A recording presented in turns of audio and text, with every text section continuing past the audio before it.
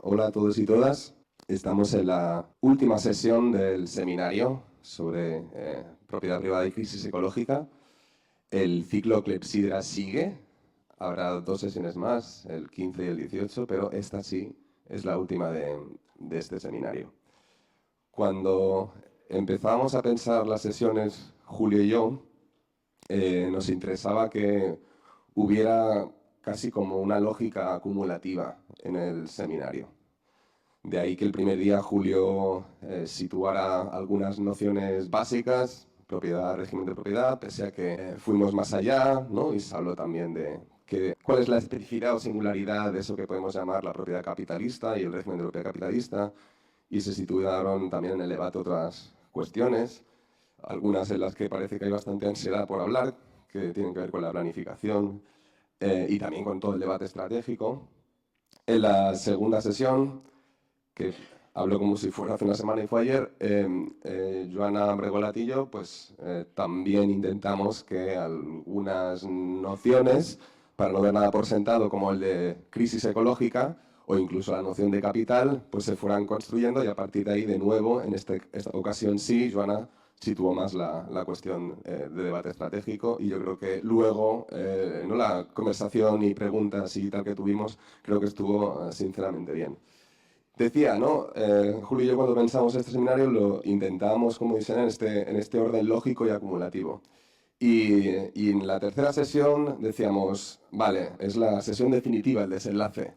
Y queremos que haya alguien capaz o sea, por un lado, recoger, y lo veréis, seguro, muchas de las cosas que hemos dicho, desde diferentes vertientes, diferentes dimensiones, no quiero avanzar mucho del contenido explícito de lo que va a explicar Sean, pero que también no diera por hecho, y aquí hay una, si queréis, una pequeña trampa o un ejercicio desleal a lo que planteábamos, no diera por hecho que efectivamente una de las dimensiones determinantes o con una condición muy alta para que la transición vaya adelante tenga que ser la propiedad, ¿no?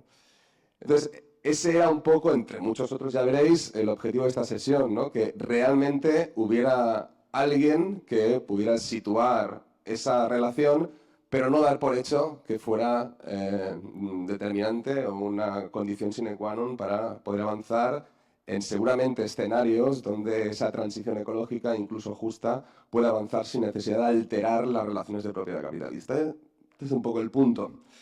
Y a partir de ahí dijimos, la persona que queremos se llama Sean López y afortunadamente está aquí. Vale, Sean es activista climático, es miembro de Contra el Diluvio, que es un espacio de reflexión, de pensamiento, de acción alrededor del cambio climático. Seguramente algunos y algunas lo conoceréis.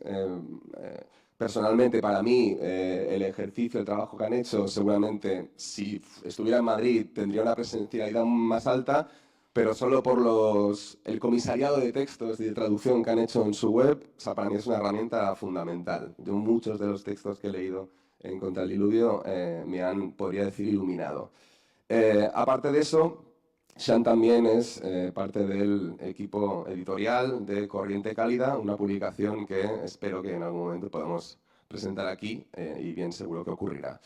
Nada, le agradecemos muchísimo a Sean que haya venido y Sean tendrá 1 hora de presentación aproximadamente y a partir de ahí luego abrimos el debate y cuando quieras, muchas gracias, Sean. Gracias Rubén, gracias a Julio y gracias a la IDA por invitarme y gracias a todas y todos por estar aquí hoy. Como ha dicho Rubén, esto es un poco la charla reformista del ciclo, cómo hacer algo sin poner en peligro las propiedades, ¿no? Las relaciones de propiedad del capitalismo. Eh, He de reconocer que me ha costado un poco como... Me parecía como un tema a la vez muy general y muy complejo como de aterrizar. Creo que hay partes en las que claramente la propiedad es un problema para avanzar en la transición ecológica.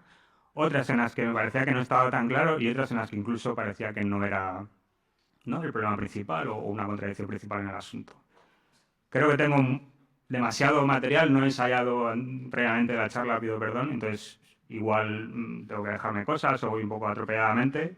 Esto es una especie de colección de temas que me parecen importantes e interesantes, pero quizá no hay una estructura narrativa como, ¿no?, muy clara o muy bien hecha. Entonces, a ver si funciona. Vale. Antes de empezar tengo como dos diapositivas que son un poco las diapositivas de siempre. Esta es la gráfica de siempre del cambio climático, una de ellas, que son como un poco las dos cuestiones que me parecen principales y que un poco determinan mi forma de pensar sobre la transición ecológica en el corto plazo. Si no estáis de acuerdo con estas dos diapositivas, seguramente no estáis de acuerdo con casi nada de lo que diga en la charla, cosa que es perfectamente, ¿no? Aceptable y bienvenida. Pero digamos que estos son como los principios fuertes de los que yo parto y a partir de aquí un poco desarrollo todo el asunto, ¿no? El primero es el presupuesto de carbono de la transición energética o transición ecológica. Pues habéis visto muchas veces la gráfica. La idea un poco es que hay unas emisiones anuales en todo el planeta, que son, si no recuerdo mal, 50, ¿no?, gigatoneladas de CO2 equivalentes. Si las seguimos emitiendo al mismo ritmo, agotaremos lo que ya los expertos llaman el presupuesto de carbono, que es la cantidad de carbono que podemos emitir a la atmósfera si no queremos pasar del 1,5 grados. Hoy en día eso en unos 6 años aproximadamente. Y si queremos, y si no queremos superar los 2 grados, tenemos bastante más tiempo. Me parece que eran, si lo recuerdo mal, 20 años, ¿no? O algo así. Es, digamos, un plazo bastante más largo. Hay una intrahistoria muy interesante de cómo se ha ido desarrollando, digamos, que hace bastantes años el límite era 2 grados. Luego empezaron a decir, bueno, igual 2 grados tampoco es, ¿no?, demasiado seguro, vamos a mirar un poco esto del 1,5. Y se dieron cuenta de que era muy deseable, ¿no?, que nos quedásemos en 1,5. Hoy en día acabamos de pasar hace nada del 1,1 al 1,2 y ya estamos viendo el impacto gigantesco que supone para la vida en la Tierra. Entonces yo creo que cada año que pasa nos damos cuenta más de que es importantísimo no pasarse 1,5, y si nos pasamos que sea muy poco, y que 2 no es para nada un límite seguro como se pensaba, ¿no? Si miráis textos climáticos de hace 10 años así, literalmente pone 2 es el límite seguro, etcétera. Entonces, la conclusión de esto, que como insisto, creo que se ha hablado mucho de ello, es que es importantísimo actuar a muy corto plazo. Hay que hacer una serie de medidas muy urgentes y enormemente transformadores de la sociedad en la que vivimos, si no las consecuencias van a ser muy graves para la mayoría de personas y seres vivos del planeta, no para todo el mundo igual, pero sí para la inmensísima mayoría, ¿no? Entonces este es el primer elemento que, digamos, se puede resumir como la urgencia de actuaciones muy grandes, muy ambiciosas a corto plazo. La segunda cuestión es un poco derivado de esto, es que si tenemos que hacer esto a muy corto plazo, vamos a hacerlo en una sociedad que va a ser bastante parecida a la que ya tenemos. Como mínimo, estas actuaciones van a empezar en la sociedad que ya tenemos, con las relaciones de propiedad, de producción que ya tenemos, con las instituciones que ya tenemos, y si no empiezan ahí, seguramente no empiecen nunca, ¿no? Digamos que creo que hoy en día no podemos jugárnoslo todo a decir, bueno, en algún momento del futuro habrá una especie de ruptura que permitirá los cambios que queremos y no tenemos que matarnos mucho a pensar, ¿no?, cómo empezar a trabajar desde lo que ya hay. Yo creo que sí que empezar a trabajar desde la sociedad tal y como es hoy en día, aspirando a transformarla, pero entendiendo que no tenemos que actuar con las cosas tal y como son. Entonces, esto es un poco, como digo, el preámbulo, las dos ideas fuerza que yo creo que determinan un poco la charla. Y luego, si queréis, podemos debatir, ¿no? Hay gente que evidentemente no está de acuerdo con estas cosas, pero bueno, me parece que... entonces, he intentado dividir la charla como en 4 bloques. Y cada uno intenta como reflejar ciertos límites o retos que tiene la transición ecológica en el corto plazo a partir de, ¿no?, algunas cuestiones fundamentales. Entonces, el primero, y a uno que a mí me parece bastante interesante, que por lo que me han contado encaja bien con debates que habéis tenido en los 2 últimos días, trata sobre qué límites y retos hay en la transformación económica, energética y social en el corto plazo, tomando, digamos, las tensiones y las determinaciones que hay en el mundo laboral, el mundo económico del capitalismo tal y como existe hoy en día, ¿no? Entonces, como introducción, ¿qué queremos hacer? Digamos, ¿cuál sería el plan a corto plazo que necesitamos implementar a nivel económico, a nivel de la sociedad? Creo que se puede resumir como que queremos hacer una transición de la mayoría de sectores económicos de la sociedad, ¿no? El sistema energético en sí mismo, el transporte, la industria, los usos del suelo, que es fundamentalmente agricultura, ganadería, etc. A nivel global, el sistema energético es el mayor emisor de gases de efecto invernadero, con el 30%, después está la industria, los usos del suelo, el transporte. Esto es a nivel global, que puede ser un poco engañoso porque, por ejemplo, en países occidentales, como puede ser el nuestro, el transporte tiene mucho mayor peso en las emisiones. En España es mucho más el peso del transporte de las emisiones que en el sistema energético, por ejemplo, o la industria. Y básicamente es porque aquí en nuestros países hay muchísimos coches y usamos poco carbón en los sistemas energéticos, por resumir. Entonces, si miramos a países como China o similares es muy diferente, pero entonces, aunque el dato global yo creo que es interesante, luego si lo aterrizamos en diferentes países, digamos que la importancia de cada sector puede cambiar. Transformar todos estos sectores, evidentemente, es una tarea titánica que requeriría una cantidad de inversión de capital gigantesca y que a su vez produciría una explosión de empleo en estos sectores en transformación y transformados. A veces se le llama empleo verde, no todos los empleos serían verdes, pero bueno, ¿no? Es como una forma de verlo. Y yo creo que una cosa importante es que esto casi inevitablemente se viviría, creo, dentro de la lógica capitalista como un boom económico, como una época de bonanza. Creo que en los últimos años hemos visto un pequeño anticipo de esto, pero si esto se hiciese de forma, ¿no? Si cogemos los planes más ambiciosos, como podría ser el Green New Deal de Sanders, propuesto hace unos años, si esa cantidad de dinero se invirtiese en nuestras sociedades para hacer la transición ecológica en toda su profundidad, ¿no? y agresividad, como aquí se plantea, sería un boom económico casi sin precedente en la historia, ¿no? Quizá lo más parecido serían épocas de guerra, de movilización total para la guerra total, ¿no? Entonces, aquí yo pongo un par de textos que me parece que son interesantes. Uno es de Aldana Cohen, de 2017, que es un texto muy interesante. Yo os recomiendo que lo leáis porque creo que prefigura, ¿no? Anticipa muchos debates que hoy en día están muy, muy en boga, pero lo que él dice básicamente es que hay que ver este boom económico como un último estímulo dentro del capitalismo para garantizar la sostenibilidad de la sociedad humana y que tenemos que utilizarlo para a partir de ahí a pasar a una sociedad que abandone, ¿no? La lógica del capitalismo de la acumulación. Creo que para mí lo interesante aquí es esta idea de que es un último estímulo. Él es honesto en el sentido de que esto sería una época de enorme crecimiento, ¿no? Entonces, él va en contra de los pensadores o activistas que proponen decrecer ya. Él cree que hay que hacer una última explosión de crecimiento para luego ser capaces de dejar esa lógica de crecimiento sin fin, ¿no? Hay otro texto también que se llama 1.000 millones de máquinas, ¿no? Creo que Samuel Griffith, que me parece que también es muy interesante porque coge la sociedad estadounidense y hace un análisis, digamos, horizontal de todos los sectores económicos, viendo en cada uno, ¿no? Qué tipo de máquinas de stock, de máquinas emisoras de gas de efecto invernadero hay, qué haría falta para sustituirlas, ¿no? Que hay que diseñar, producir, financiar, transportar, instalar, mantener. Digamos que es como un análisis muy materialista, ¿no? De lo que hay que hacer y da un poco la dimensión del problema y el reto, ¿no? Hay cosas que él da por hecho que a mí me parece que nosotros deberíamos cuestionar. Por ejemplo, una cosa que es alucinante es que de las 1.000 millones de máquinas, casi un cuarto son coches.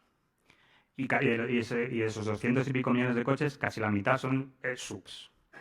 Entonces, esto hay que transicionarlo ¿no? a coches eléctricos. Pues bueno, si no lo hacemos es mucho más fácil, ¿no? Lo que hay que hacer.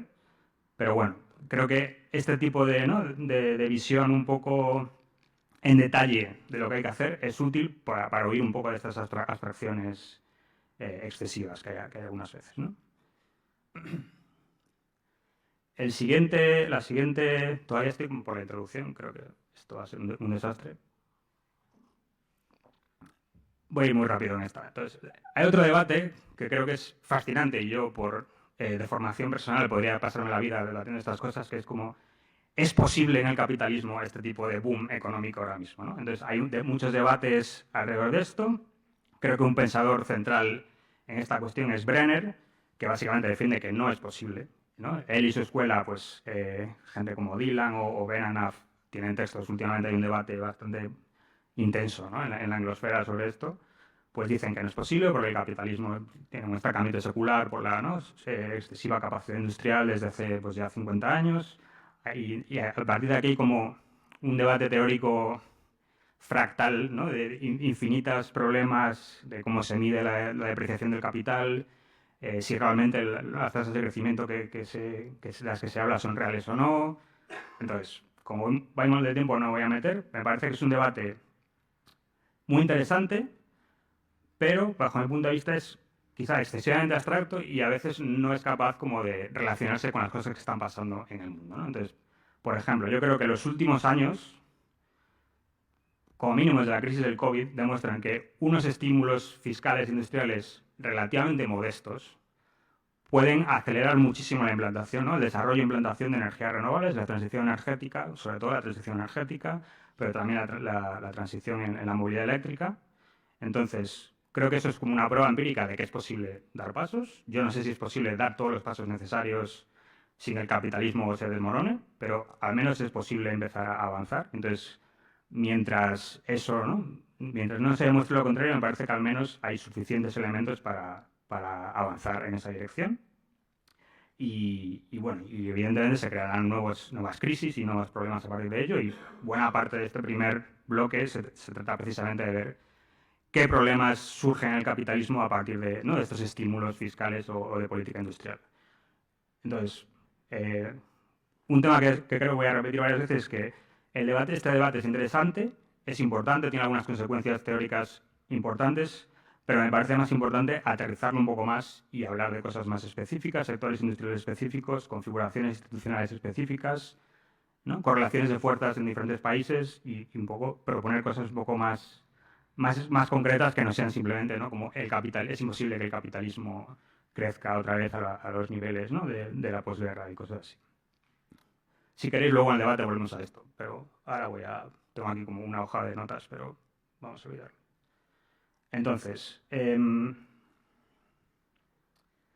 vamos a suponer que conseguimos lo que yo considero que es el mejor caso posible, que es que de alguna manera, no voy a entrar en el cómo, conseguimos que haya un estímulo fiscal de política industrial de gasto social muy fuerte que busque hacer una transición ecológica más o menos completa de la sociedad tal y como existe hoy en día. Entonces, ¿qué límites encontraría esto bastante pronto? El primero es, como decía, esto se viviría como un boom económico fortísimo que haría que el desempleo bajase prácticamente, ¿no? al pleno empleo, dependiendo de cada sociedad, eso es un porcentaje diferente, pero bueno, tasas de desempleo muy bajos. Esto, insisto, creo que ya se ha visto, por ejemplo, en Estados Unidos llevan ya un par de años en tasas de desempleo que son esencialmente el pleno empleo. Digamos que ya no puede bajar más a no ser que hagas, ¿no? intervenciones sociales un poco dramáticas.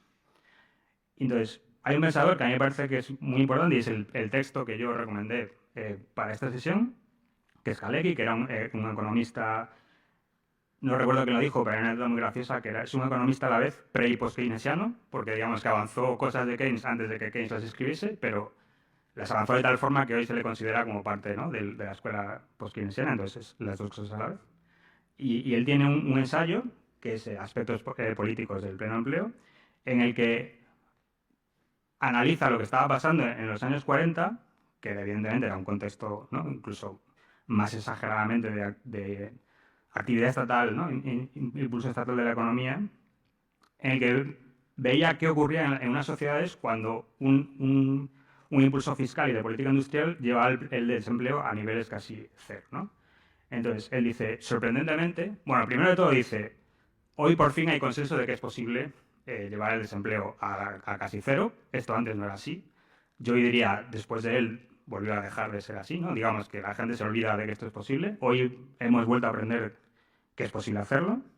Seguramente nos volvamos a olvidar, pero bueno, como que a él le parece importante resaltar que se ha demostrado empíricamente que el Estado es capaz de crear el pleno empleo si quiere hacerlo y si hay planta industrial suficiente y materiales suficientes para hacerlo, ¿no? Como que no es, hay ciertas condiciones que tienen que darse para que eso sea posible. Pero él dice, sorprendentemente, cuando esto se da, hay resistencia desde sectores empresariales y rentistas que teóricamente se benefician de esta situación, como que están ganando más beneficios gracias a esta explosión, ¿no? económica. Entonces, ¿por qué lo hacen? Y él da tres motivos. Primero, se oponen como por principio a la interferencia, ¿no? pública en la economía porque esto les priva de cierta cuota de poder que básicamente consiste en que como ellos son los dueños del capital pueden decidir ¿no? en qué se invierte y qué no, y si el Estado tiene un papel importante en ese aspecto, pues están perdiendo esa cuota de poder, ¿no? La segunda razón que da es que hay una disminución del potencial o real de los beneficios privados, porque pasan a ser beneficios de, ¿no?, de la actividad pública o de empresas públicas. Y la tercera, que me parece que es como muy sutil, dice, igual esta gente puede estar a favor de, digamos, solucionar una situación de desempleo muy elevado crónico, pero luego van a estar en contra de mantener esa situación, ¿no? Porque si tú mantienes esa situación permanentemente, estás, digamos, quitando el poder de coacción fundamental que tienen los empresarios, que es, digamos, jugar con el miedo de la gente a perder su empleo, ¿no? Si hay pleno empleo garantizado socialmente, que amenacen con despedirte no tiene como mayor relevancia porque sabes que podrás encontrar otro empleo fácilmente, ¿no? Entonces, lo interesante de esto creo que es que hemos vuelto a ver esta situación muy recientemente.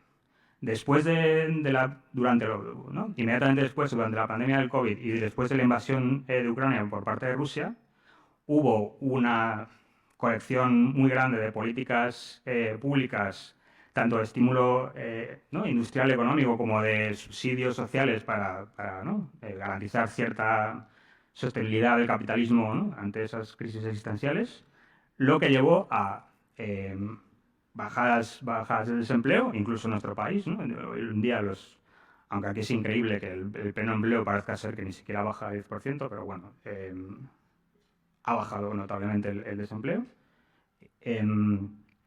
Y una inyección de dinero muy grande en la economía, ¿no? Entonces, Kaliki dice, inmediatamente cuando ocurre esto, empiezan a aparecer economistas, creo que está en la siguiente diapositiva, perdón por la letra, bueno, creo que ahí lo veis más o menos, dice, inmediatamente empiezan a aparecer una colección de economistas que dicen que la situación es insostenible y que va a haber consecuencias muy malas o catastróficas, ¿no? Normalmente de tipo inflacionario por sobreestímulo de la economía, y que digamos que hay que parar esta situación y dejar de hacer estas políticas. Esto es exactamente lo que ocurrió después ¿no?, durante 2020, 2021, 2022. Hubo debates pues muy complejos, ¿no?, y participando muchísimos tipos de opiniones y tal, diciendo va a haber una crisis inflacionaria. Durante un tiempo parecía que no pasaba. Luego efectivamente empezó a ocurrir. Y entonces el debate mutó en, bueno, esto es una cosa muy coyuntural que ha causado el COVID, porque hubo como, ¿no?, parones gigantescos en las cadenas de producción y en las cadenas de valor mundiales. Entonces, cuando esto un poco se realinee otra vez, la inflación se irá. Esto era lo que decía una parte. Y la otra parte decía que era ya una situación permanente por un sobreestímulo de la economía por todas estas políticas, ¿no? Entonces, fue un debate que ocurrió durante bastante tiempo. Mi punto de vista es que se ha demostrado que el primer grupo tenía razón, digamos que la causa de la inflación era más bien coyuntural debido a la pandemia, fundamentalmente, pero bueno, eso no es lo importante, ¿no? Lo importante es que creo que la batalla por el relato la ganó la parte conservadora y los bancos centrales empezaron a subir los tipos de interés a lo loco para controlar la inflación, ¿no? Y ha habido la subida más acelerada de los tipos de inflación desde hace 40 años o 50 años. Entonces yo creo que hemos visto un momento Kaleki en la economía mundial como no se veía desde hace muchas décadas, y esto de hecho, creo que lo pongo en el anterior, en el Financial Times, yo al menos he leído dos textos que hablaban de Kaleki y que explicaban todas estas cuestiones y decían que los banqueros centrales estaban leyendo Kaleki, o sea, como era una cosa un poco loca, ¿no?, ver este tipo de narrativas en sitios como el Financial Times. Entonces, esto ha llegado como a los centros de poder más profundos de la economía capitalista hoy en día. Vale, entonces, los bancos centrales empiezan a subir los tipos de interés a lo loco. Esto ya estamos, entonces, aquí ¿qué quiero decir? Un límite claro o un límite que encontramos muy rápidamente en el capitalismo es que si quieres hacer una transición ecológica muy acelerada, seguramente tengas episodios inflacionarios muy bestias. Entonces, si tú no tienes el poder en la política monetaria, lo que va a pasar es que el Banco Central interviene y empieza a subir los tipos a lo loco para intentar contener eso. ¿Por qué hacen eso? La idea, básicamente, es que ellos tienen un modelo que se llama la curva de Phillips, que supuestamente dice que hay una relación inversa entre el desempleo y la inflación. Entonces, si hay un poco de desempleo, hay mucha inflación y al revés. Entonces, ellos suben los tipos con la esperanza de que se frene la actividad económica porque ¿no? los préstamos o pedir dinero prestado es más caro. Eso forzará a que las empresas dejen de, primero ralentizan y después abandonen su actividad económica, despidan a gente, eso produzca a la vez una ralentización mayor de la economía hasta que consigan bajar la inflación.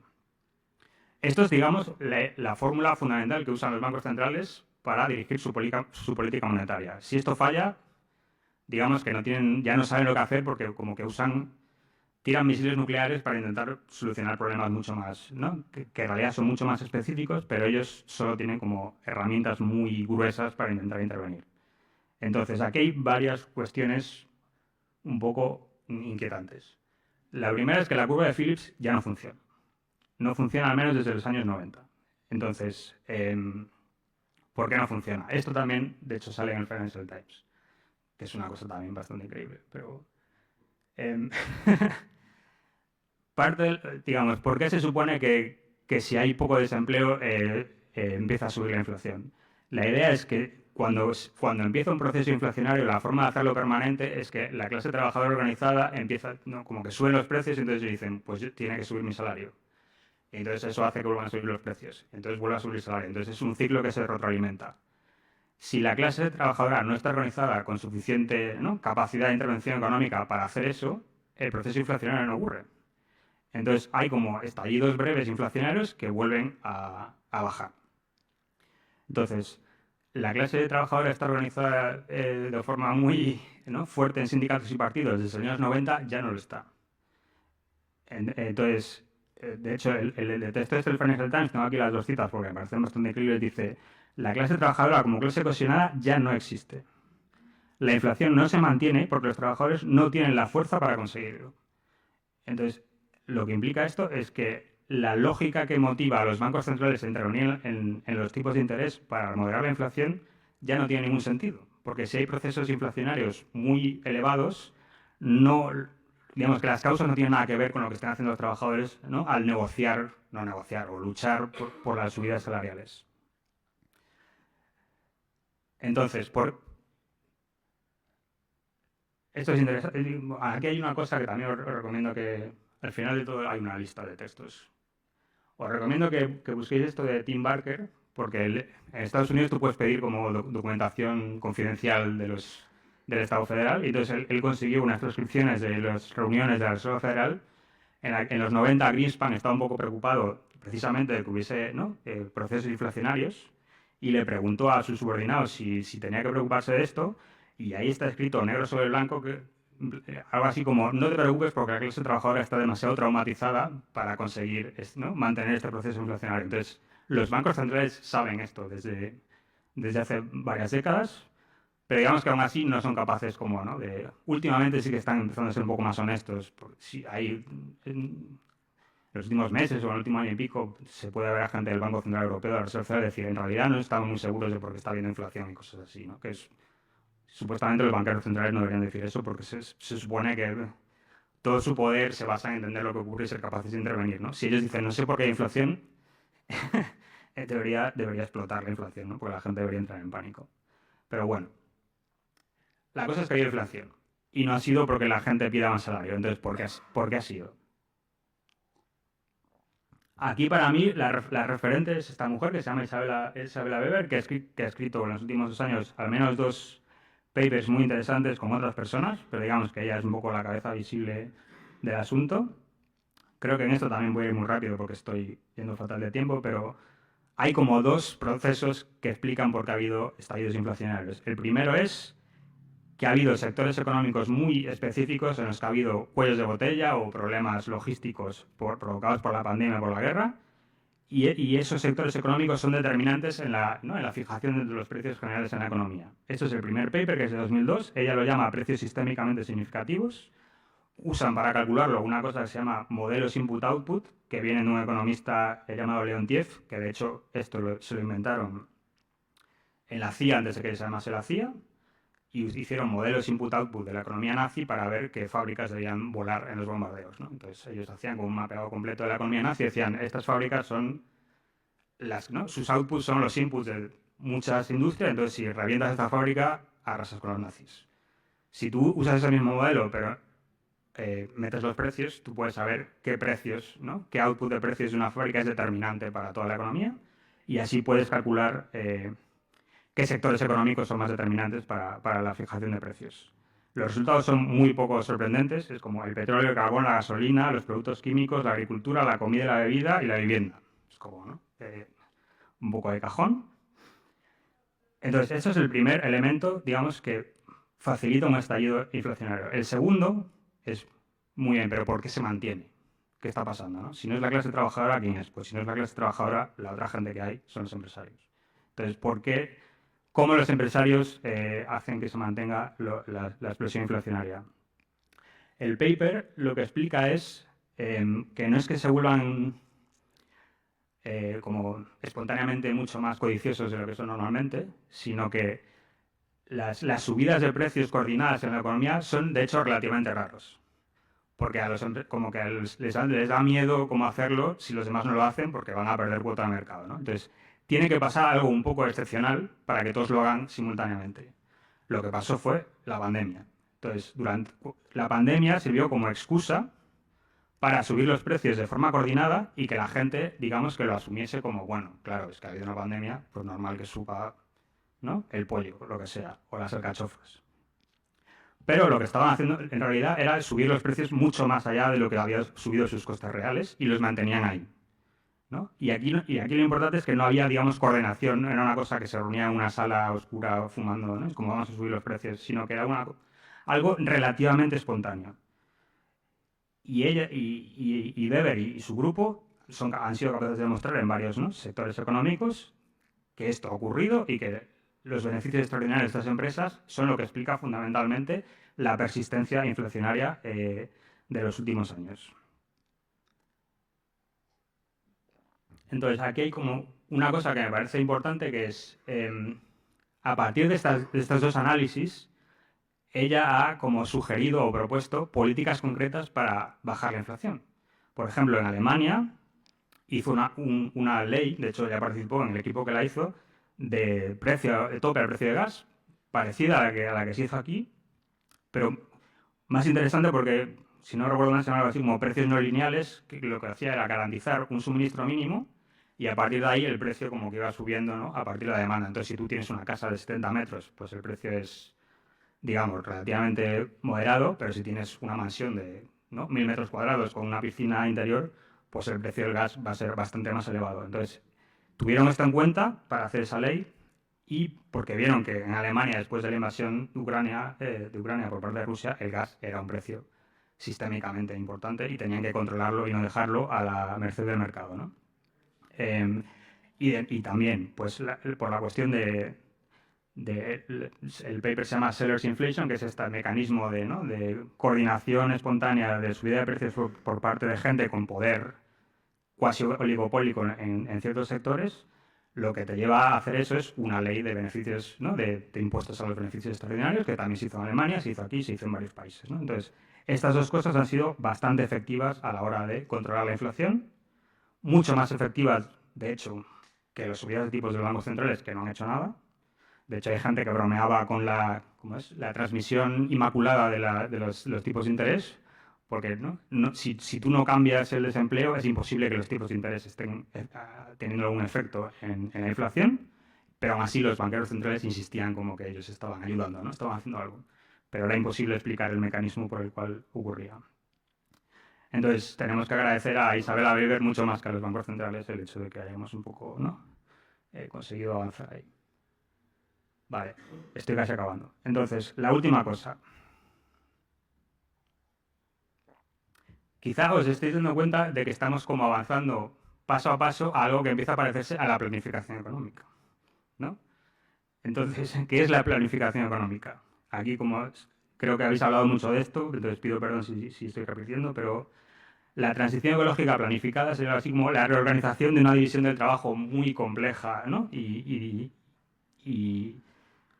¿no?, increíblemente diversa, para adaptarse a los límites planetarios, ¿no?, y hacerlo sostenible. una división del trabajo que está atravesada por intereses contrapuestos, ¿no? Entre trabajadores, empresarios, diferentes empresarios. Digamos que no es simplemente una división técnica acordada en un comité, sino que hay intereses en conflicto que lo hacen mucho más difícil, ¿no? Hay dos formas de intentar hacer esto. Una es dejarlo a la coordinación vía, ¿no?, el mercado del sistema de precios.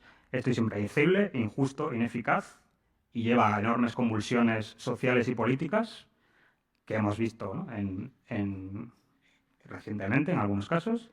Y también tiene el problema que los inversores en general o los capitalistas, cuando ven una situación de mucha incertidumbre, prefieren volver a, ¿no?, a mantener su dinero, a la liquidez inmediata y no se meten en aventuras, ¿no?, de inversiones sin claros beneficios a relativo corto plazo. Entonces, si tú quieres hacer una inversión masiva de transformación de toda la sociedad, es poco recomendable dejarlo, ¿no?, a la merced de las lógicas del mercado. La otra forma de hacerlo es la planificación, que es la imposición de prioridades económicas por mecanismos diferentes a los del mercado. Esto elimina el riesgo y ofrece, según palabras de los maravillosos planificadores económicos franceses en los años 50, disciplina, dirección, visión, confianza y esperanza a la sociedad. Es como absolutamente mejor que el mercado. Entonces, este hombre, que se llama Max Krage, que es un economista alemán, si no recuerdo mal, propone hacer una planificación sectorial o indicativa, ¿no?, de 6 sectores fundamentales para la transición ecológica, que son la energía, el transporte, la industria, la vivienda y la agricultura. Y lo que él propone es que haya comités en los que participen economistas, empresarios y la clase trabajadora, ¿no?, representada por sus sindicatos, para un poco intentar hacer una transición ecológica relativamente coherente y sin ese tipo de convulsiones, ¿no?, y efectos sociales brutales. Entonces, os recomiendo también este texto porque él hace un repaso como a todas las posibilidades que hay de coordinación vía mercado y diferentes tipos de planificación, y creo que es un texto muy interesante que tradujimos en Contradiluvio hace un par de años.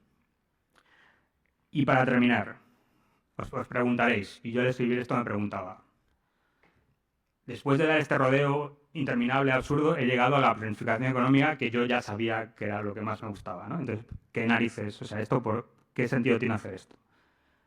Creo que tiene sentido llegar a cierta demostración de que la planificación económica en ciertos sectores industriales es necesaria a partir de las contradicciones inmanentes que ocurren al empezar a hacer una transición en la práctica del capitalismo, ¿no? Como que para mí es muy diferente decirlo de manera abstracta, como es mejor la planificación, que demostrar que las soluciones progresivas a los conflictos y crisis que van ocurriendo al empezar a dar pasos en la práctica te llevan casi necesariamente a algo que se parece cada vez más a la planificación. Entonces, para mí esto es importante, te da políticas, herramientas y propuestas que son políticamente posibles en la situación en la que estás, porque dan respuesta a una crisis que hay, y te ofrecen beneficios tangibles y más o menos inmediatos que una parte de la sociedad quiere y necesita y va a recibir, no sé si con los brazos abiertos, pero digamos que mucho más, ¿no?, con mucha más benevolencia que pues, diatribas abstractas, ¿no?, sobre la planificación económica. Entonces, para mí este camino, aunque parezca un poco tortuoso y, ¿no?, e indirecto, es la forma en la que tenemos que demostrar que la planificación económica es la mejor manera de hacer la transición ecológica, y creo que es necesario pues bajar al barro y hacer lo que hace gente como, ¿no?, Isabella Weber, en conflictos concretos dar soluciones concretas que vayan avanzando hacia esos objetivos. Vale, primer bloque. Fatal, ¿no? Vale, perdón. Hacemos segunda parte, vuelvo mañana ahí, ¿no? Entonces, el segundo bloque era seguros, finanzas. ¿Va a sobrevivir, puede sobrevivir el sistema financiero a la crisis ecológica, a la transición ecológica? ¿Qué va a pasar con el sistema financiero? Hay varios temas que me parecen importantes. Uno de ellos me lo voy a saltar completamente porque no me da tiempo, pero la resiliencia de lo que se llama los activos seguros, sobre todo en los bienes raíces, ¿no?, el mundo inmobiliario y de la vivienda, me parece que es fundamental. Y luego está el papel del dólar y las estrategias de reforma o de lógica financiera para garantizar que hay inversión, ¿no?, para hacer esta transición ¿no?, y qué formas hay de hacerlo y qué problemas y tensiones hay. Entonces, rápidamente.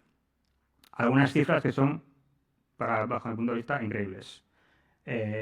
el volumen de las primas de seguros a nivel mundial son un 5% de todo el PIB de todo el planeta, que son unos 5 billones con B, de dólares americanos. Y los bienes raíces, o sea, fundamentalmente vivienda, pero no cualquier tipo de edificio que esté sobre el suelo, son aproximadamente un 75% de toda la riqueza mundial. Esto es un estudio son datos de Credit Suisse, que descansen en paz porque desde el año pasado, desde este año, ¿no? O el año pasado no existen ya, pero bueno, mientras existían hacían informes muy interesantes, además de especular, ¿no? En todos lados. Entonces, los bienes raíces son, digamos, el activo financiero económico fundamental. Todo lo demás es un poco ruido comparado con esto. Y los seguros alrededor de los bienes raíces son un negocio increíble y de los más importantes a nivel mundial. Una cosa importante es que si un bien raíz no está asegurado, no puede ser utilizado normalmente como garantía en un préstamo, al pedir un préstamo o facilitar préstamos. Y si no está asegurado, su precio suele empezar a caer en picado muy rápidamente hacia valores cercanos a cero en algunos casos, ¿no?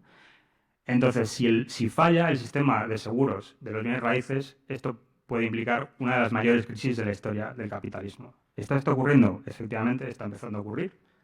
En al menos 2 estados de Estados Unidos, Florida y California, las mayores aseguradoras de esos estados están empezando a retirarse del mercado de seguros de las viviendas, lo que significa que si tú pides un seguro, no te lo dan. No es cuestión de cuánto quieras pagar o no, sino que simplemente se han retirado de ese mercado. Como os podéis imaginar, California creo que es como la 8ª economía mundial o algo así. Si pasa esto sería, ¿no?, un cataclismo económico inconcebible. Entonces, ¿cuál es la solución a este problema? Pues es la de siempre, que es que el Estado se mete para asegurar que eso no se vaya de madre, ¿no? En esos 2 estados se ha creado como una opción pública de seguro para el hogar, que es que si a ti nadie te asegura tu casa, yo te la aseguro a un precio que, digamos, fije un suelo para ese mercado, ¿no? También una cosa interesante es que en Israel, digamos, a las aseguradoras no les gusta nada intervenir en lugares en los que hay guerras permanentes, porque a las aseguradoras les gusta cosas que pasen muy de vez en cuando y, digamos, sin relación, ¿no? Si te quema tu casa, seguramente la casa de un tío que está a 20 kilómetros no se queme. Si hay una guerra, de pronto todo el mundo quiere que su seguro intervenga, ¿no? Entonces, a los aseguradores no les gusta intervenir en guerras. Pues en Israel también hay como una opción pública de seguro, sobre todo en zonas de conflicto permanente y sostenido. Entonces, como que esta opción es algo recurrente que pasa cuando los seguros no pueden asumir el riesgo, ¿no?, que conlleva o la crisis ecológica, en el caso de Florida y California, o conflictos políticos o militares, como en el caso de Israel. Esto me parece que es un buen ejemplo de un fenómeno más general que se llama de-risking, que Daniela Gabor es una de las principales teóricas de él, que básicamente consiste en que los estados o el sistema público elimine el riesgo de ciertos procesos económicos o financieros para que puedan seguir ocurriendo, ¿no? Vamos a ver por dónde vamos. Vale, entonces, creo que una idea fundamental del de-risking es que es un sistema que evita disciplinar al capital, ¿no? Digamos que le da lo que necesita para que siga operando, pero que no le pone condicionamientos muy fuertes. Evidentemente hay otras opciones, pero digamos que el de-risking se basa en ¿no?, convivencia más o menos pacífica y amigable con el capital.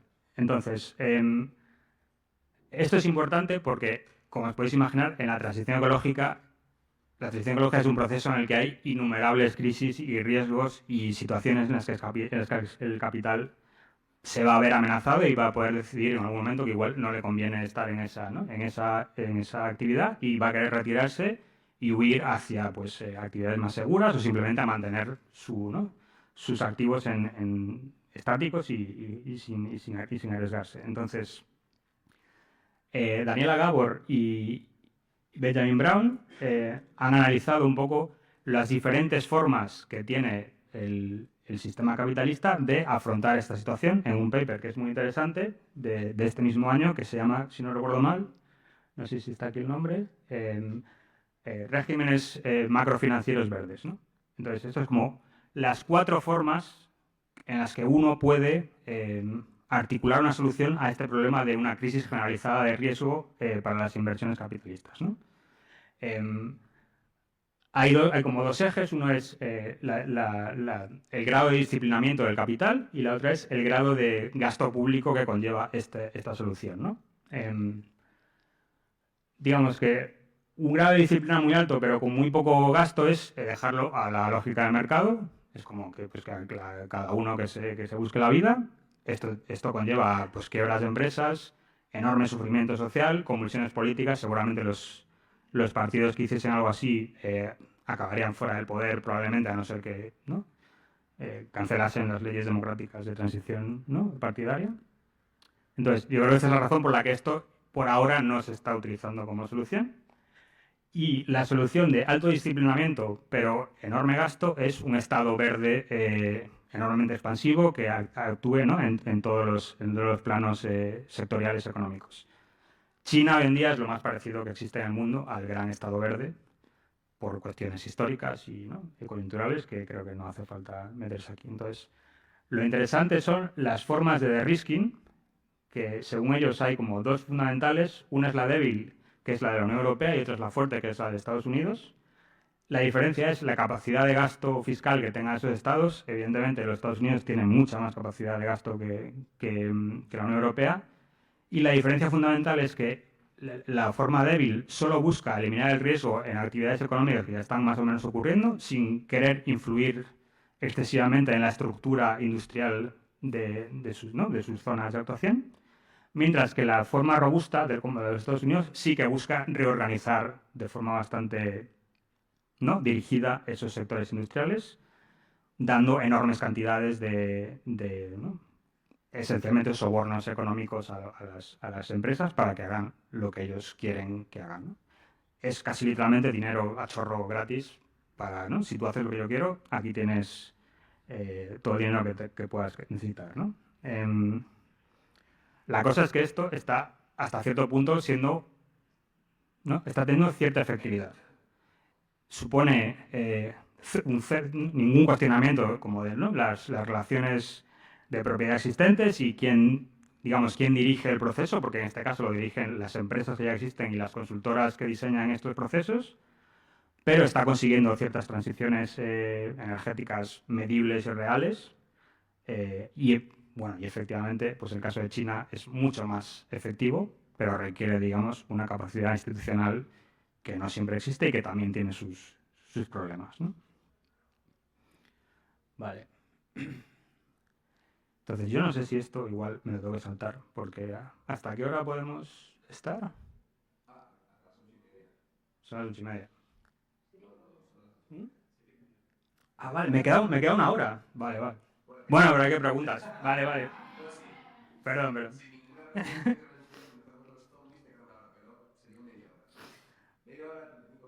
Vale. Sí. Creo que esta y la siguiente me la voy a saltar. Casi. 1 minuto cada una.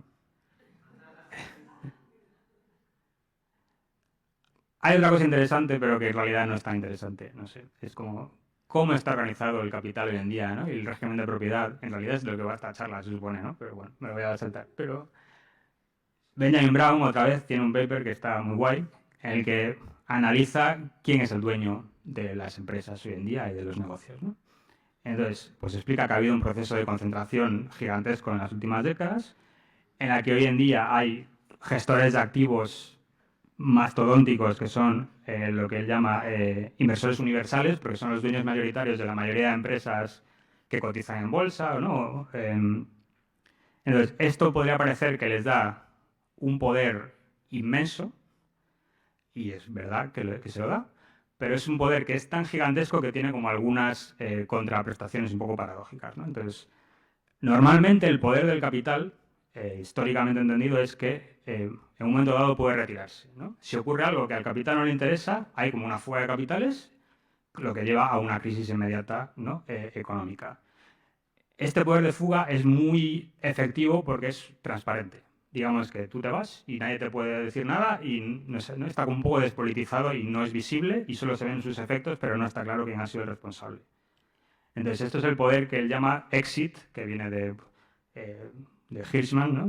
Pero bueno, no vamos a meternos ahí. Entonces, en el momento que tú eres un gestor de activos universal y dueño de todas las empresas, tú ya no puedes hacer esto. Porque si eres dueño de todo, tú no puedes, ¿no?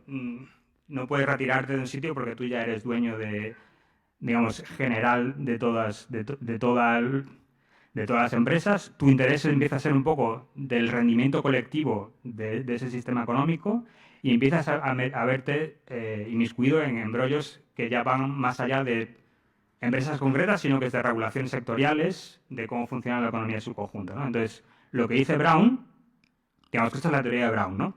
Que la capacidad de salida de estos gestores de activos se ve limitada comparada con como era hace unas décadas y que su poder relativo empieza a ser de control de cómo se regulan los sistemas económicos, ¿no? Entonces, por ejemplo, una consecuencia de esto es que el CEO de BlackRock, que es el mayor gestor de activos del mundo, Larry Fink, es uno de los principales promotores de las políticas de de-risking, porque él se reúne con los estados y les dice, mire, yo controlo, ¿no?, miles y miles y miles de millones.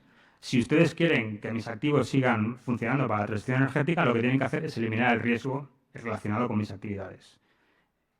Y básicamente él consigue que estas cosas ocurran, ¿no? Entonces, esto es su poder. La contrarrestación que tiene esto es que es un poder que empieza a ser muy visible, porque ya tiene que empezar a meterse en cómo funciona, ¿no?, la legalidad y las regulaciones públicas.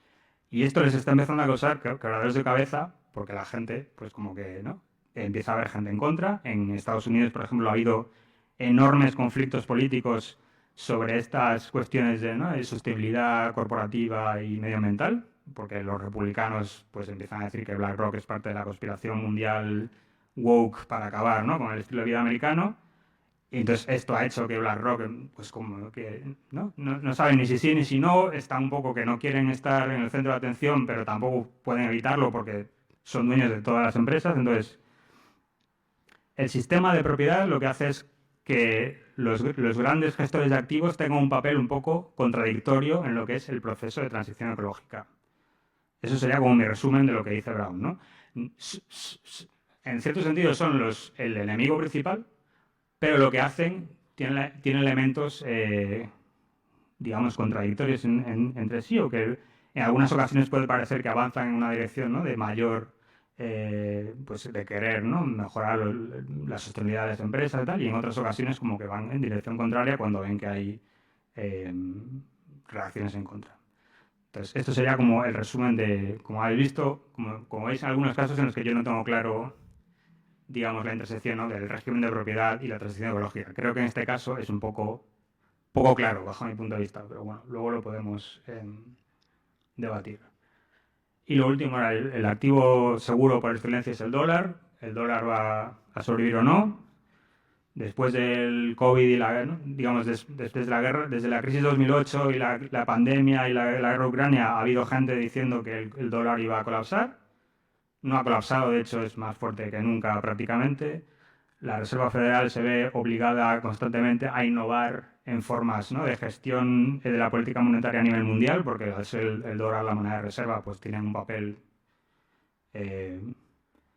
digamos que lo que ocurra en la economía mundial afecta directamente a la economía estadounidense, entonces ellos se ven obligados a mantener la estabilidad mundial del dólar como moneda de reserva y como moneda en la que se fijan, ¿no?, las deudas y obligaciones monetarias o económicas. Entonces, al dólar le va bien, ese es el resumen. Límites materiales y de territorio. Esto me pidió Rubén que pasase por encima. En cierto sentido es una de las fuentes de límites más clara que hay para la transición ecológica, creo. También creo que nuestro país, por motivos históricos y sociales, está muy presente en el debate ecológico, mucho más que en otros lugares. Y creo que algunos debates alrededor de estas cuestiones son un poco confusos bueno, vamos a verlo. Entonces, las preguntas así... sí, gracias, si me echas un poco. Gracias. Las preguntas un poco más abstractas serían si hay territorios y materiales suficientes para hacer la transición ecológica y cómo influencia el régimen de propiedad este proceso, ¿no? Voy a centrarme en dos cuestiones, los límites y lógicas de la extracción de materiales, propiamente dicho, y la propiedad del suelo y qué implica esto en los procesos de transición ecológica. Mi conclusión es un poco que la propiedad aquí no está muy claro si es algo bueno o malo o las dos cosas a la vez. Vale. Los límites materiales. Entonces, ¿hay suficientes materiales para una transición ecológica? Eso es como la pregunta fundamental, ¿no? Mi resumen es que sí. Vale. Entonces ya aquí me enemisto instantáneamente con el 75%, ¿no?, del ecologismo mundial, no mundial, español. Creo que es posible hacer una transición, sobre todo energética y de movilidad, con tecnologías que ya existen o que están básicamente en proceso de desarrollo e implantación, sin necesidad de grandes milagros y avances tecnológicos. Creo que los problemas son fundamentalmente políticos y de la dificultad de implantar en la práctica, ¿no? Lo que decía al principio de todo, los 1.000 millones de máquinas. No es que sea imposible materialmente ni tecnológicamente, sino que es enormemente complejo hacer el proceso político para conseguir eso. Creo que, de hecho, una sociedad basada, ¿no?, en las energías renovables y la electrificación usaría en global menos recursos materiales, implicaría menos minería a medio y largo plazo, básicamente porque sus combustibles son el viento y el sol, en vez de tener que estar constantemente sacando, ¿no?, materiales de la tierra. Entonces habría una pequeña, ¿no?, explosión inicial de más minería de ciertos recursos, pero en el medio y largo plazo habría menos intensidad extractivista. Y creo que algunos de los debates sobre este tema se enquistan porque hay cierto sesgo de confirmación sobre los datos científicos, sobre las evidencias científicas, que puede que en algunos no representen, digamos, lo que es el consenso científico. Creo que lo que yo estoy diciendo, yo no soy experto en estas cosas, pero yo estoy intentando transmitir lo que entiendo que es el consenso científico de la mayoría de expertos en estas cuestiones y también, aunque parezca problemático, de la mayoría de empresas mineras y tecnológicas. Porque creo que la gente que se está jugando miles de millones de dólares tiene cierto interés en saber si esto es posible o no realmente. Y si vais como a sus informes anuales y lo que dicen en congresos y tal, ellos piensan que esto es más o menos la cuestión, ¿no? Hay una serie de materiales críticos, o que se llaman, ¿no?, que es el litio, el níquel, el cobalto, algunas tierras raras, de los que hay suficientes reservas en términos absolutos para hacer esta transición, pero que van a requerir aumentar enormemente el ritmo de extracción de los mismos. Ahí puede haber cuellos de botella importantes, digamos que hay material suficiente, pero no lo puedes extraer a la velocidad necesaria. Y va a haber resistencias, ¿no?, locales para esa extracción. Entonces, esto es como el reto principal, creo, no tanto si hay suficiente material o no. Como había dicho al principio también, creo que no hay que caer, digamos, como en extrapolar una foto fija. No tanto por el desarrollo tecnológico, yo creo que hay que aplicar el principio de precaución y asumir que la tecnología va a ser más o menos la que hay ahora, aunque no es cierto, pero digamos, como, ¿no?, forma de precaución, no asumir revoluciones tecnológicas para lo que queremos hacer, pero sí que creo que no hay que dar por hecho ciertas configuraciones sociales en el uso de la tecnología, por ejemplo, los coches, ¿no? Los coches, según un estudio de la Agencia Internacional de la Energía, y aquí os pongo el gráfico, pueden llegar a ser la mayor fuente de demanda de estos materiales críticos en muy pocos años. Y aquí todo depende de cuántos coches haya, ¿no? Esto asume que queremos transformar los 1.000 y pico millones de coches que hay en el mundo en coches eléctricos. Y en coches eléctricos que son muy grandes. Entonces, ninguna de las dos cosas tiene por qué ser así, ¿no? Si tú potencias enormemente el transporte público y reduces el volumen de los coches, esta demanda de materiales colapsa. Entonces, creo que estas cosas hay que ponerlas sobre la mesa y decir que son luchas políticas que hay que llevar a cabo e intentar reducir enormemente esa demanda de materiales. Y aquí hay algunas ideas que, por ejemplo, Tea Río Franco se habla mucho de posibles alianzas norte-sur en este proceso de transición ecológica. Por ejemplo, que todo el litio que se extraiga del triángulo del litio del desierto de Atacama que vaya al norte global, siempre que se use para hacer transporte público. Si tú vas a hacer autobuses eléctricos, yo extraigo litio y te lo doy. Si vas a hacer un sub para ir a comprar el pan a Carrefour, no te lo doy. Entonces, esto podría ser una forma de que haya, ¿no?, cierta cooperación solidaria, que haya extracción, pero que la extracción vaya encaminada a que en el global haya una enorme disminución de la huella, ¿no?, ecológica de las sociedades del norte global. Aquí también hay cosas problemáticas, por ejemplo, se está empezando a ver la dependencia de estos materiales y su disponibilidad con un problema de seguridad nacional. Entonces, ya hay, digamos, el Consejo de Seguridad Nacional de Estados Unidos ya trata estos temas. En Europa se están sacando leyes, ¿no?, el acta de materiales críticos que hace un listado de toda la cantidad que hay en la Unión Europea, cuánto se puede extraer aquí, cuánto se puede reciclar aquí, cuánto se puede extraer, ¿no?, en países en los que se tenga acceso. Entonces, creo que aquí hay una derivada muy jodida, que es que en algún momento esto se vuelva una forma de imperialismo verde, ¿no?, pues yo necesito esos materiales, si los tienen países que no colaboran conmigo, pues haré lo que haga falta para, ¿no?, garantizar el acceso a ellos. Entonces, para mí este es el peligro real, fundamental de la transición a la electrificación de la sociedad, y no tanto que haya límites absolutos, ¿no?, insuperables. Otros problemas. La resistencia de los territorios a la implantación de energías renovables. Esto ha estado, ¿no?, en boca de todo el mundo en los últimos meses. Por resumir mucho, un debate muy complejo. Creo que hay impactos locales reales de estas energías que tienen que tenerse en consideración. También creo que muchas veces se usa esta cuestión, digamos, para vengarse de agravios históricos pasados. Entonces, como que hay una mezcla de problemas reales y problemas que son reales pero que no están relacionados estrictamente hablando con, ¿no?, con la implantación de renovables. Creo que a veces se magnifica como, ¿no?, la necesidad de territorio para la implantación de renovables. Es como menos de un 1% del terreno agrícola en España sería necesario para abastecer de energía eléctrica a todo el país. Y el 10%, por ejemplo, de ese territorio ahora mismo está completamente abandonado y sin utilizar, ¿no? Entonces, ¿es mucho terreno? Sí, el 1% de todo el terreno agrícola es mucho terreno, pero comparado con, ¿no?, con eso, con el terreno abandonado, con los cotos de caza o con terreno absolutamente inutilizado, no es mucho en términos absolutos. Hay una desigualdad evidente digamos, ¿no?, hay un centralismo, no solo centralismo, sino también, digamos, en las zonas pobres se implanta producción eléctrica para las zonas ricas.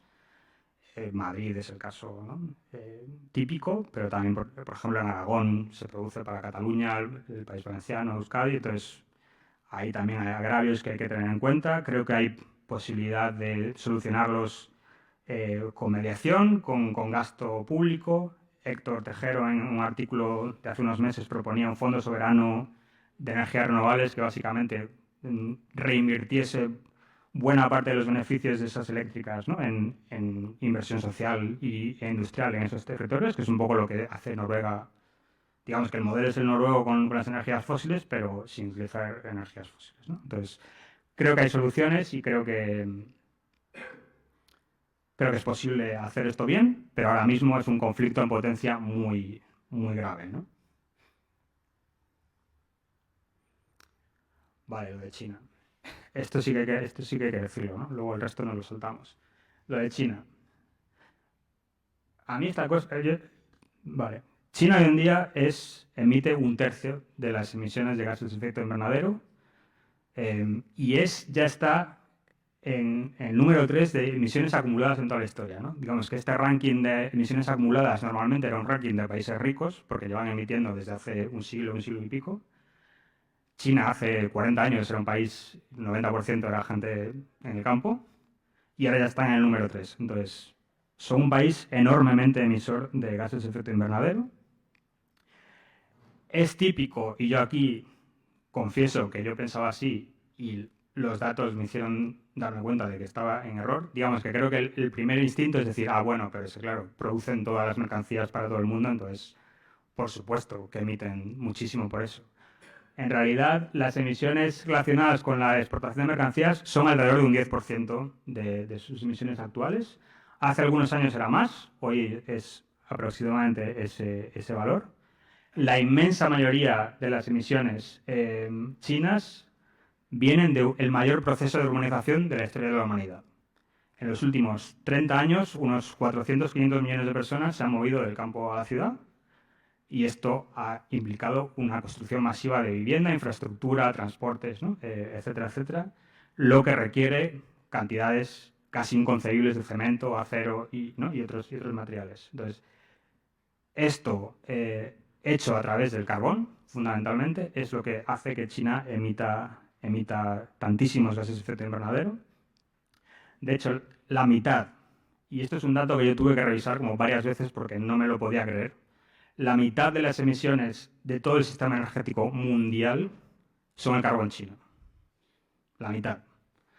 Entonces, yo tampoco creo que aquí es fácil caer como, bueno, pues, ¿no? Sí, es culpa de los chinos todo, yo voy a hacer, ¿no? Voy a dar trompos con mi sub y comer carne, ¿no? Es como da igual lo que yo haga porque los chinos...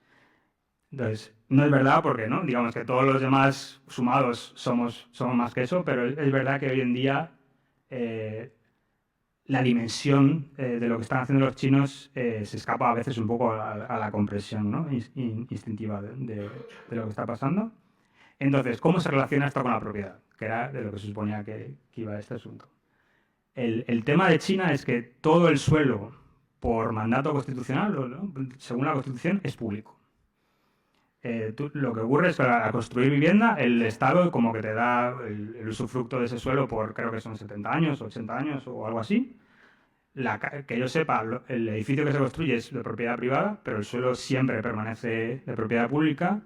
Yo al leer esto no entiendo muy bien qué ocurre cuando caduca ese, digamos, no sé si es que coger la casa y llevar, si aquí alguien lo sabe me gustaría que me lo explicase, ¿no? Pero lo que me llama la atención es, digamos que mi reflexión es, incluso en un sistema en el que la propiedad del suelo es absolutamente pública, fruto de una revolución socialista, digamos que es casi imposible como que sea más extremo el asunto, eso puede llevar a una explosión, ¿no? urbanística y de desarrollo industrial fósil que casi deja ¿no?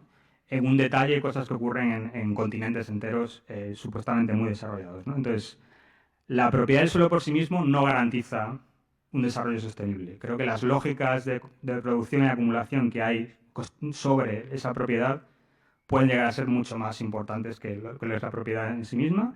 Yo traía esto como una gran ocurrencia, aparentemente lleváis hablando de esto 2 días, así que, pues sin más, ¿no? Yo lo acabo de descubrir, así que... Pero me parece interesante como para el debate, ¿no? Vale, política y cultura. Ya estoy acabando. En realidad esto, incluso podría no decirlo, pero en cierta forma creo que el problema fundamental es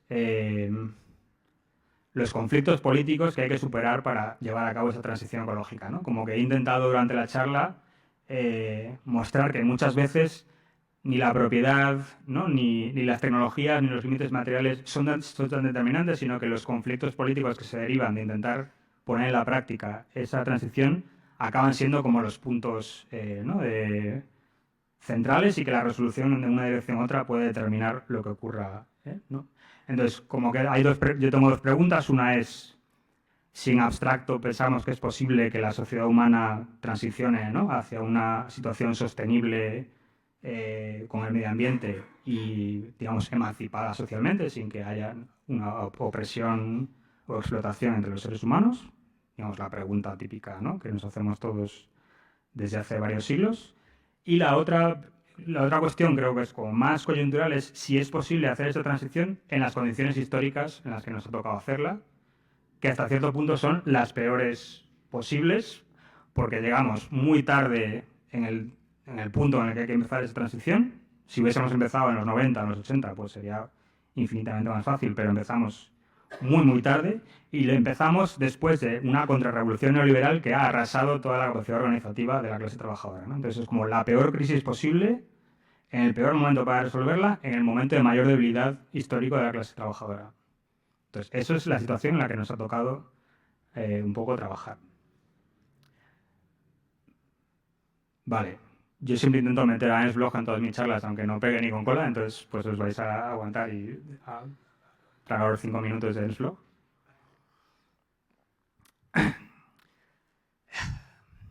Vamos a ver. Creo que mi sensación, no sé si la compartís, creo que hay cierta pose política que iguala ser muy cínico o muy pesimista con ser muy listo, ¿no? Como que si a todo le ves los problemas y si te centras en explicar cómo todo va a salir mal o cómo es imposible que, ¿no? O como cualquier cosa que ocurra es una trampa, que en realidad los poderosos, entonces es muy inteligente y como que, ¿no? La gente te admira mucho. Entonces, a mí esa forma de pensar y actuar no me gusta. Yo creo que en toda situación hay que ser conscientes de los peligros y las limitaciones, ¿no? y los problemas que hay, pero intentar siempre ver de qué forma podemos trabajar ahí para avanzar hacia una situación mejor o al menos que nos facilite, ¿no? Nuestros objetivos políticos. Entonces, yo tengo ahí como un problema, ¿no? De, digamos, principio analítico o ético-moral, o como se quiera decir. Entonces, a mí una persona que me parece que refleja bien esta actitud en la tradición marxista es Ernst Bloch.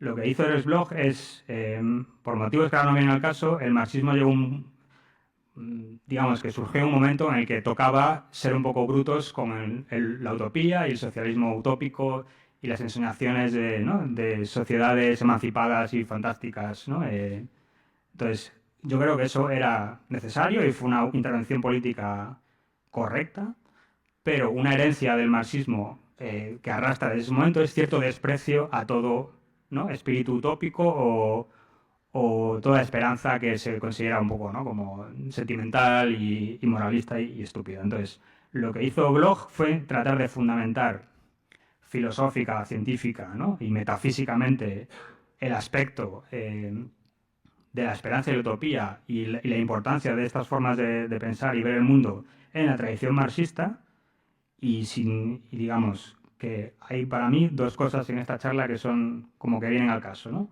Una es la cuestión de si la sociedad ecológicamente sostenible y humanamente emancipada que soñamos es una utopía de estas que él llamaba abstracta, por ser ensoñaciones que uno puede imaginar pero que no son posibles en la práctica, o si es una utopía concreta, que básicamente significa que está de alguna manera entroncada con un desarrollo real objetivo de la sociedad, ¿no? Como que tú puedes señalar procesos que sustenten tu defensa de que esto es realmente conseguible, ¿no?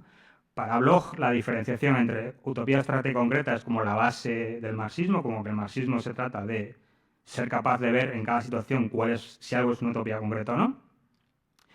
Y yo creo que en nuestro caso lo que tenemos que hacer es, lo que yo he intentado hacer en algunas partes de esta charla, es ver si las cosas que están ocurriendo y las limitaciones un poco absolutas o relativas que hay nos permiten o no nos permiten avanzar hacia esa transición ecológica en la situación histórica que nos ha tocado y no una situación abstracta de la humanidad como tal. Entonces, yo creo que sí es posible eso, sí es posible todavía evitar las mayores catástrofes, ¿no? Relacionadas con el cambio climático y la superación de los límites planetarios de biodiversidad, disponibilidad de materiales, agua potable, etc., ¿no?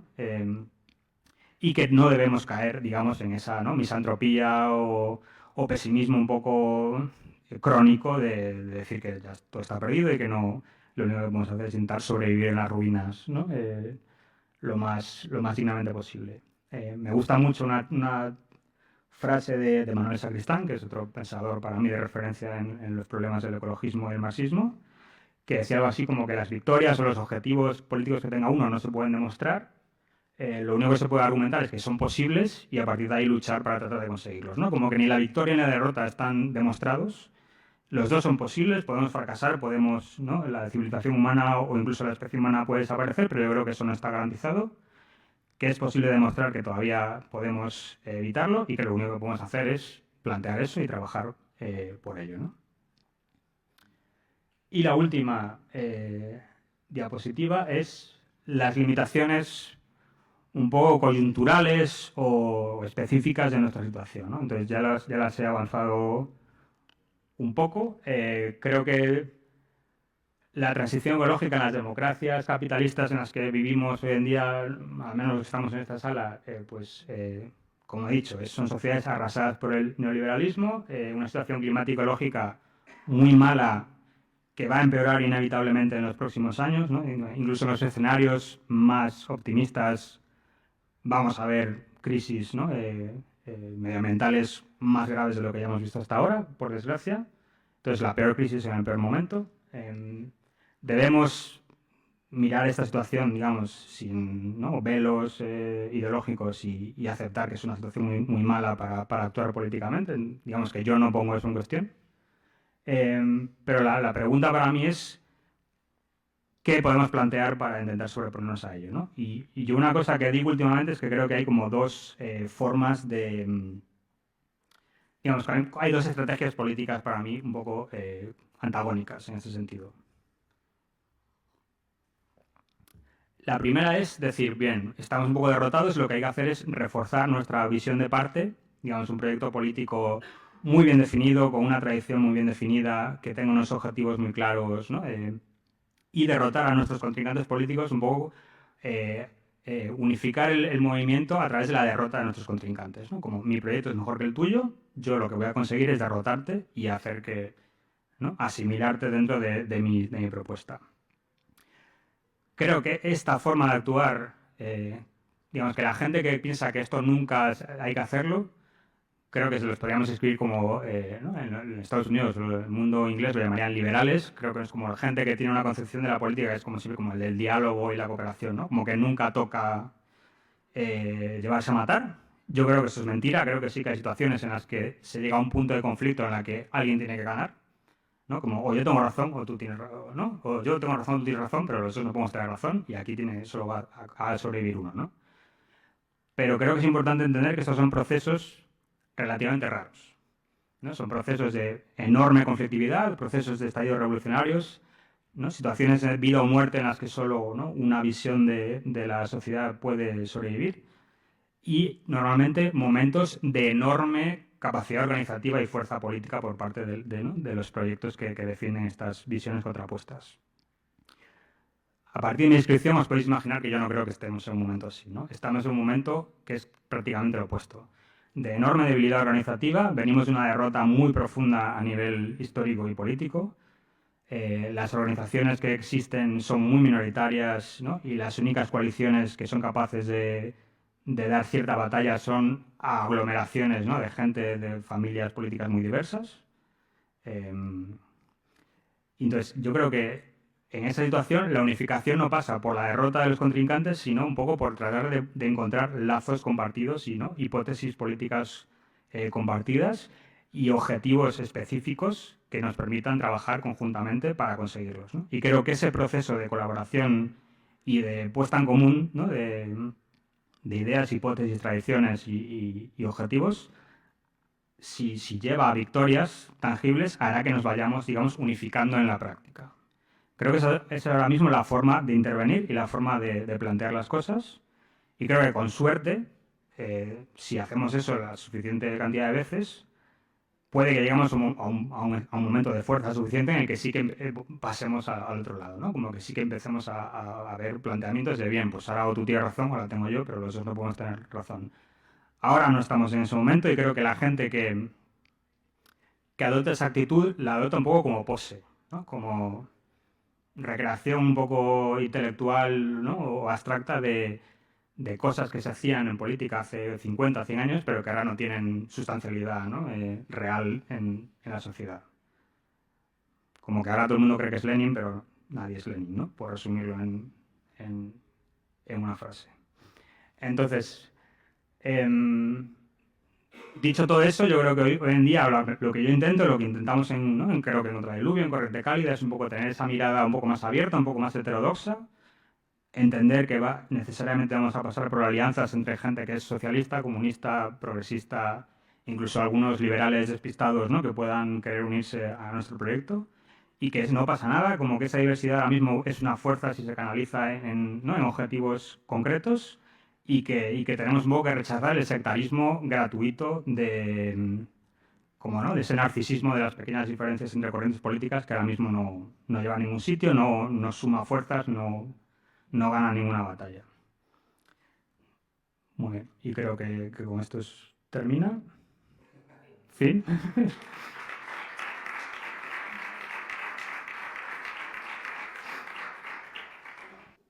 Yo me he apuntado también, porque estoy con Rubén, que me ha apasionado todo lo que estabas contando y te agradezco mucho la dedicación y el mismo que le has puesto al contenido y a la presentación.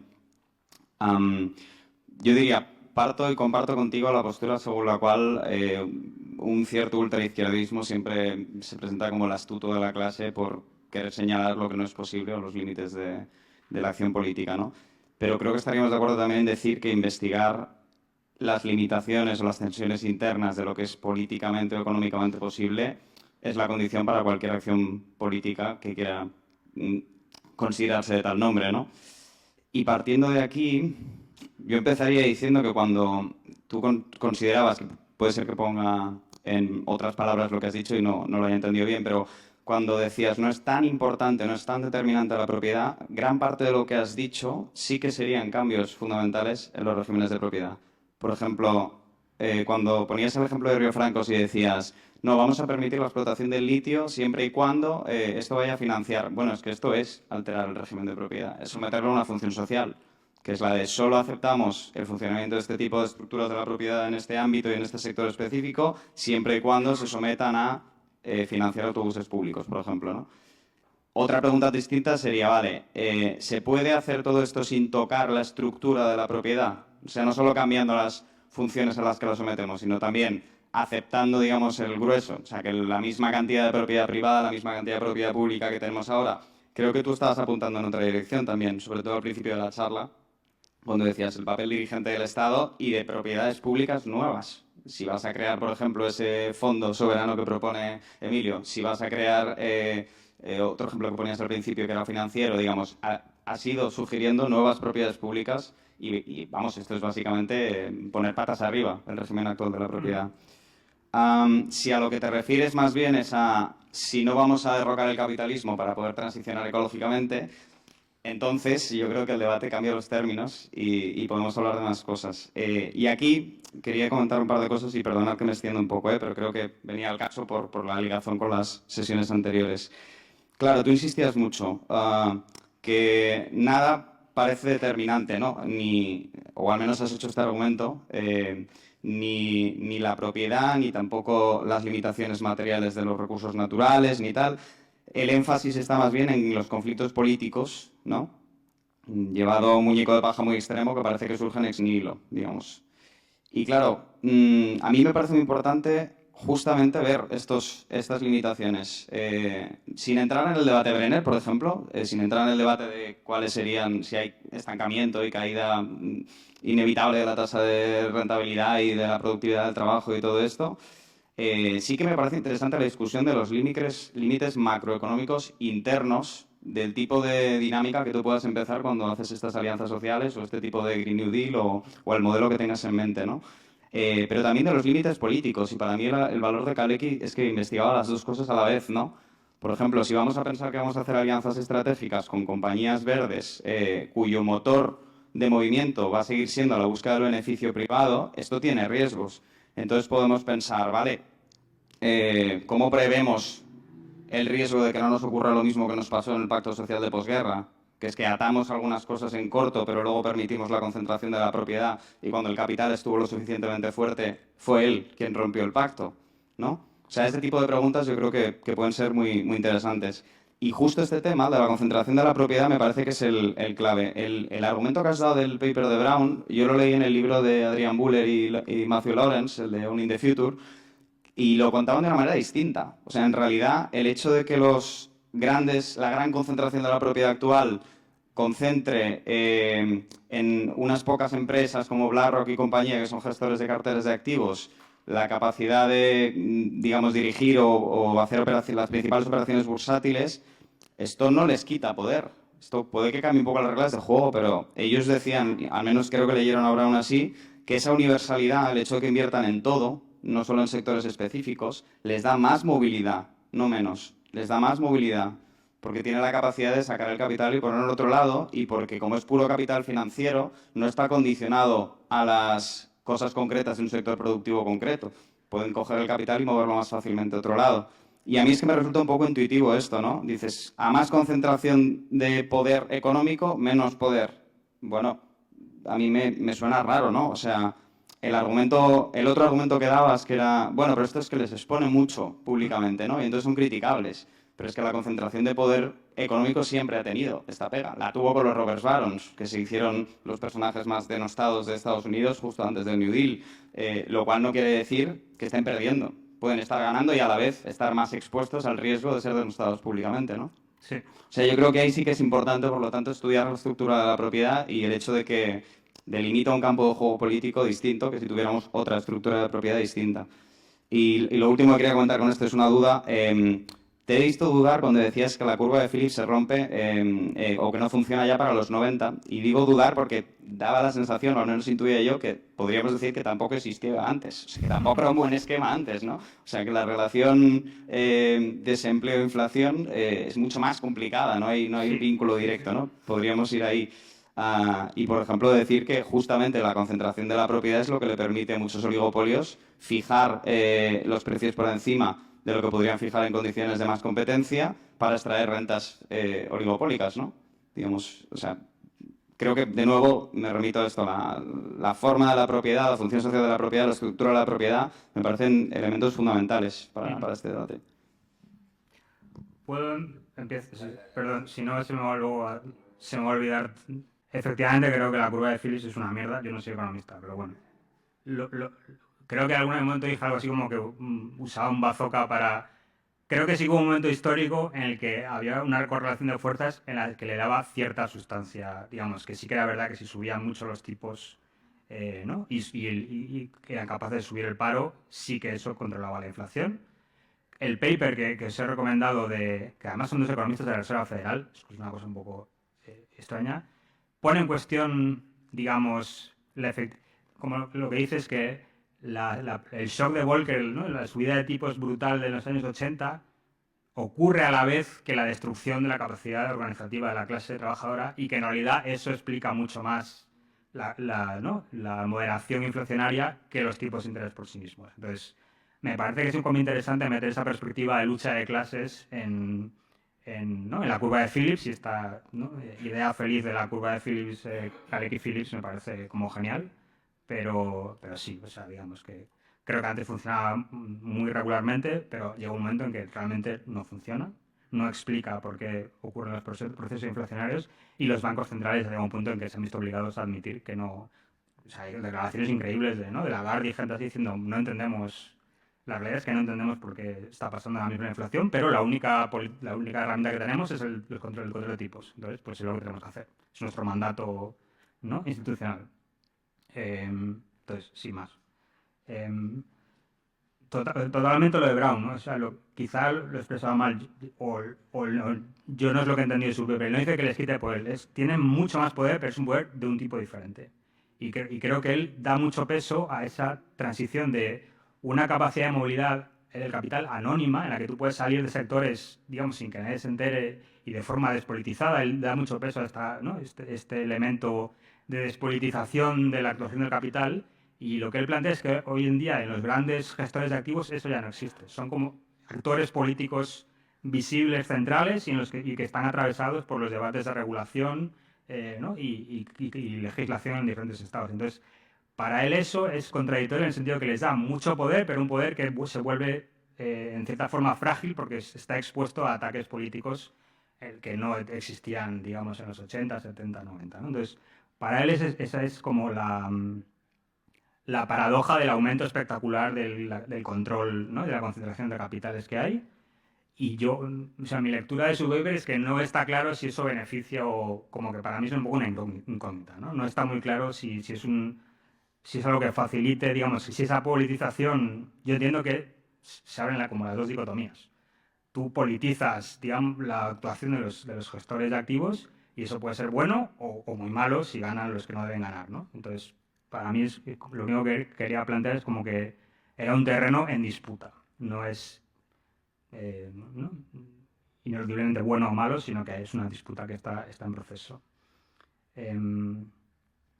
Vale, luego entramos, o sea, creo que habéis hecho varias preguntas que en realidad eran similares y creo que igual el problema es que me he explicado fatal. Entonces, el título de la charla, aunque luego es verdad que como me he olvidado eso, pero yo he intentado pensar los primeros pasos de la transición ecológica, ¿no? Es como los límites y barreras de la transición ecológica en el corto plazo.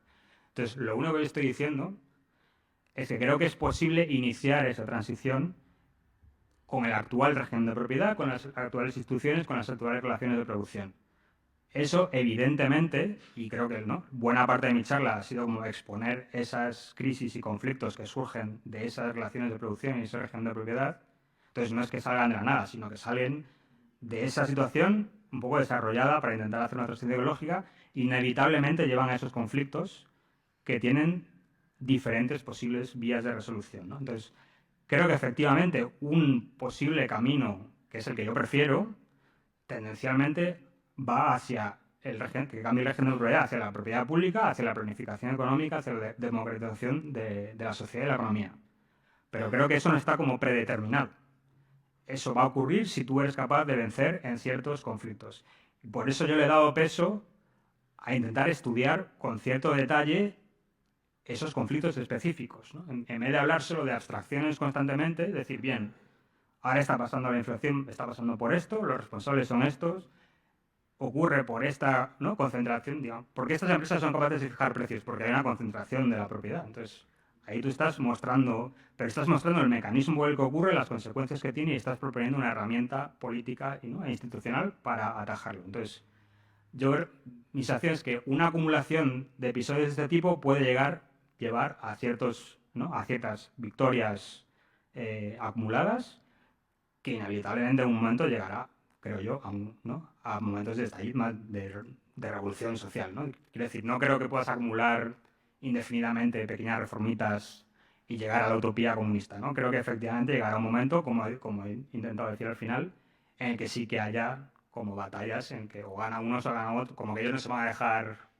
recibir todas las hostias, ¿no?, sin poner ningún tipo de resistencia, pero creo que ahora mismo es importante dar esas batallas y ganarlas, no solo por los resultados concretos de descarbonización de la economía, que es una cosa existencial, sino porque es, bajo mi punto de vista, el camino para la acumulación de fuerzas y el aumento organizativo de la clase trabajadora y las fuerzas progresistas. Entonces, creo que en cierta forma esto responde un poco a muchas preguntas que eran como, ¿no es posible hacer la transición ecológica sin tocar el régimen de propiedad? No, pero tienes que empezarla con el régimen de propiedad, si no, no vas a empezar nunca, ¿no? Entonces, para mí, eso es lo único que quería venir aquí a decir hoy.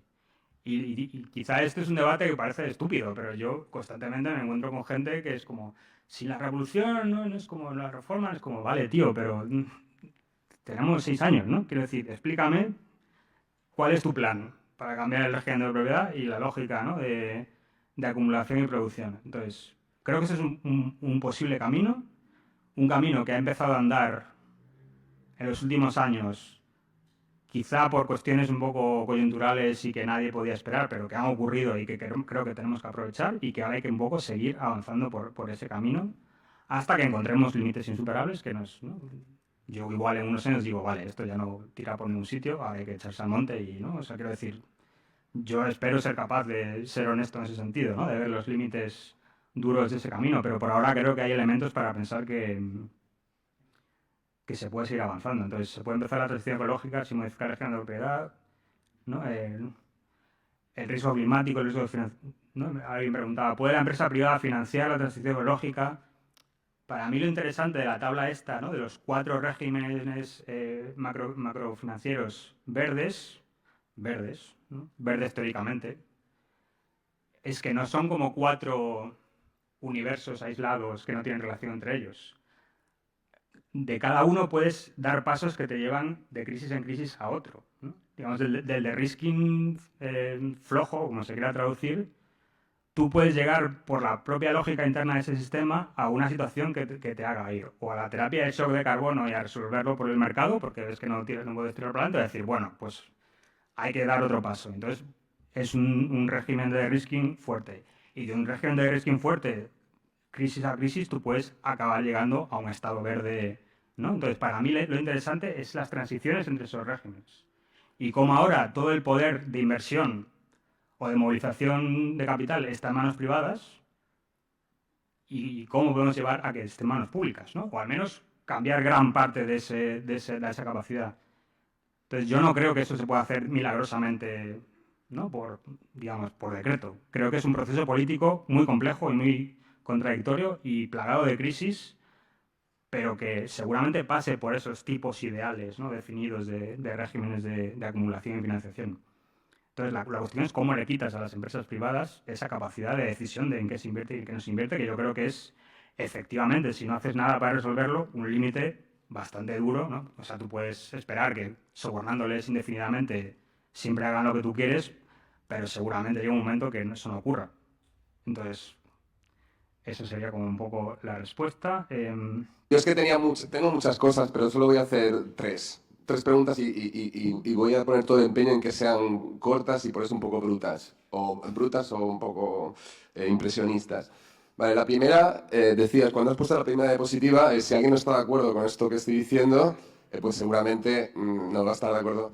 Vale, yo estando de acuerdo, creo que hay una premisa que a mí siempre no me enturbia, que es, no hace falta negar que si se cruza el umbral de 1,5 grados de media a nivel mundial, pasas a unas relaciones ecosistémicas que seguramente no son para nada deseables, que van a producir toda una serie de alteraciones en la vida del planeta y que no hay marcha atrás. No hace falta negar eso, que hay un periodo corto de tiempo para que eso ocurra, para ver que sí que se está imponiendo una determinación a la hora de leer cuál va a ser la lucha que unifique una correlación de fuerza suficiente para que en 6 años no se llegue allí. Dicho de otra manera, creo que se comete un error parecido al que en ciertos procesos de explosión social con una correlación de fuerzas muy a su favor, como fue el movimiento obrero, pensar que la contradicción fundamental es capital-trabajo y ahora es capital-clima, ¿no? Ni siquiera capital naturaleza, sino que es capital clima. Y yo estaría de acuerdo con eso, pero lo que va a ocurrir no es eso. Es decir, va a haber todo, igual que le salió mal, el ponerse como brújula, el que bajo todo tipo de impresiones, evidencias y teorías políticas era la contradicción fundamental en otra época, salió mal. Es decir, que el propio proceso de disputa en otras áreas, en otras geografías, en otras cosmovisiones, sean feministas, contraculturales, indígenas, te explota en la cara. Y te explota o en un siglo o en siglo y medio. Y resulta que no tenemos siglo y medio, ¿no? Total, que resulta que en esa determinación guiada por algo que científica y con todas las evidencias que queremos es capital-clima, resulta que ¿qué va a ocurrir? Pues Río Francos ponía un ejemplo que yo creo que deja muy claro cuál es el punto del que quiero acudir con esta primera pregunta, que es, tú vas a necesitar una serie de yacimientos que están ubicados de manera muy concreta, están localizados, lo que tienen las tierras raras es eso, ¿no? Y resulta que la gente que trabaja en ese tipo de entornos tiene algo que, por ejemplo, pues nosotros en estas sociedades, digamos que no hay fábrica, etcétera, sí que tienen, que es que tienen poder estructural. Los trabajadores del litio en Chile tienen un poder estructural por la ubicación en la cual están y pueden producir boicots y los van a producir. Y para ellos la contradicción fundamental no es capital-clima. No lo es capital-trabajo. Entonces tú te vas a encontrar con eso. Y da igual lo bien que lo argumentes, que lo articules, que lo evidencies, eso va a ocurrir, lo sabemos que va a ocurrir, ¿no? Entonces, a mí esto es lo que, ¿no? No hace falta ser revolucionario para ver que el realismo pasa porque esa contradicción fundamental no se va a cumplir. Sino que te vas a encontrar a gente que disputa desde otro lugar y da igual si es moralmente justo o no. Aquí no va de eso, ¿no? No, es que es justo, me da igual, eso no hace falta acudir a la moral ni a la ética, eso va a ocurrir, ¿no? Y podemos poner muchísimos otros ejemplos. Entonces, 6 años para lo que es necesario para la vida del planeta, es que da igual, en realidad, la fuerza científica que tenga ese argumento, porque va a haber otras fuerzas, en este caso sociales, que van a luchar por su propio interés. Y da igual, insisto, en decir que sea justo o no lo sea, va a ocurrir. Entonces, aquí hay yo tengo un dilema con esto, que sin estar en desacuerdo con la primera diapositiva, acudo a él porque no lo resuelvo. Vale, segunda cuestión, no voy a hacer 3, 2. Daniela Gabor habla, efectivamente, ¿no? Creo que compartimos fanatismo por esta experta de las macrofinanzas. bueno, habla de este marco que ella creo que muy hábilmente, porque de hecho no solo funciona en términos, digamos, declarativos, sino también operativos, que llama el consenso de Wall Street. El consenso de Wall Street. El consenso de Wall Street, bueno, pues en realidad tendría que ver con el tipo de... todo ese tipo de funciones, de características que tiene un tipo de arreglo, porque es un arreglo público-privado, bajo el cual pues los operadores del norte toman control sobre los activos y sobre las finanzas que pueden ir dirigidas al sur, a los países pobres, ¿no? BlackRock es un experto en esto. Una de las cosas interesantes de BlackRock es que cuando miras su web no hay ni una milésima de cinismo, son súper honestos. Tú miras todo... Vale, pues si miráis en la web encontraréis un proyecto, una declaración, un manifiesto y un programa para ganar dinero de BlackRock, que son las finanzas climáticas, los patronatos de finanzas climáticas, ¿no? Y esto va justo en ese terreno en el que tú ponías, que es el de Risking State. Básicamente lo que está diciendo BlackRock es que efectivamente el Estado ponga dinero y que lo ponga en aquellos activos para hacer la transición y que curiosamente va a controlar BlackRock, ¿no? De nuevo, no hace falta ser revolucionario para pensar que igual el Estado, en esa generación de liquidez y de producción de deuda y de, como decía Eloy, de internalización de lo que son, en realidad, costes que debería subir en el privado, ponga condiciones, ¿no? Público-privado, pero con condiciones. Es decir, no, te puedes ir a... Puedes ser una socialdemócrata como Mariana Mazzucato, que es lo que viene a decir ella, y decir, hombre, claro, público-privado, pero con un control público mayor. No para que se eliminen los riesgos y se socialice la deuda, no para que se construyan infraestructuras con dinero público que le aseguran al capital que no tiene que correr el riesgo de periodos de amortización enormes y que luego provisiona el servicio y saca el beneficio privado. No puede ser que volvamos a repetir eso. Mazzucato viene a decir que haya ciertos indicadores y formas de control para que eso sea público e incluso, y yo creo que estaremos de acuerdo en esto, puede haber una de las mayores empresas europeas de producción de hidroeléctrica y de renovables como es Statkraft, que está planteando proyectos en el País Vasco y que son proyectos público-privado cooperativos, con un control, una parte de la propiedad es bajo control de cooperativas y trabajadores que están instalados en el territorio, ¿no? Pues para mí esto no es irrenunciable, no es revolucionario, altera el régimen de propiedad y es bueno para la transición. Y se puede hacer, ¿no? Se puede hacer. Entonces, también quería plantearte esta posibilidad, ¿no? Yo no creo que no es difícil, es posible, el Estado, evidentemente Statkraft es una empresa pública noruega y lleva en su ADN este tipo de... Pero el Estado puede poner condiciones en la medida en que está alineando el riesgo al privado y que si no lo hace, el privado se hunde. Es decir, joder, esta es una posición de negociación interesante.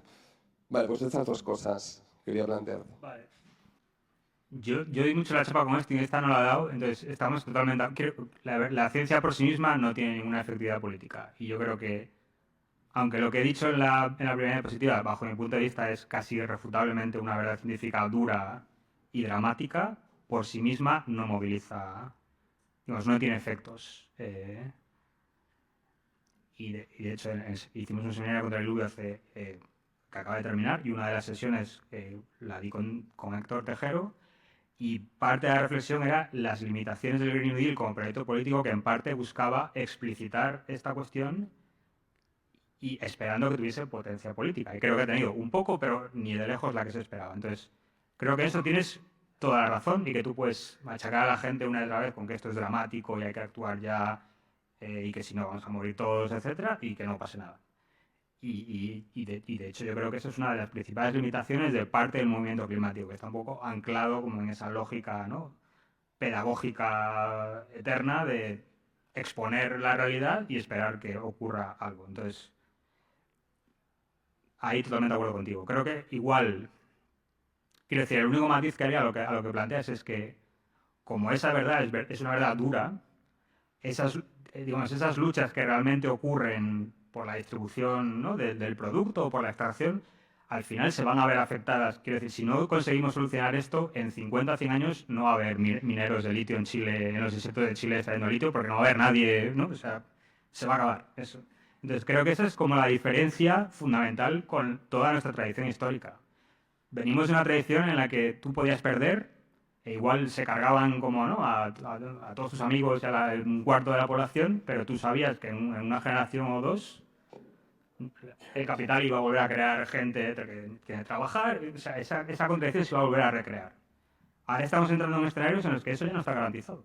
Entonces, para mí eso es como el problema fundamental y lo que me hace ser un poco cauteloso con ciertas, ¿no? Como, bueno, pues seguirán las luchas y tal, no, es que igual no siguen. Entonces, esto hay que tenerlo, ¿no? Quiero decir, esto es importante. Y hay que pensar con un poco de cuidado en qué nos jugamos estas cosas, ¿no? Porque me parece que son un poco...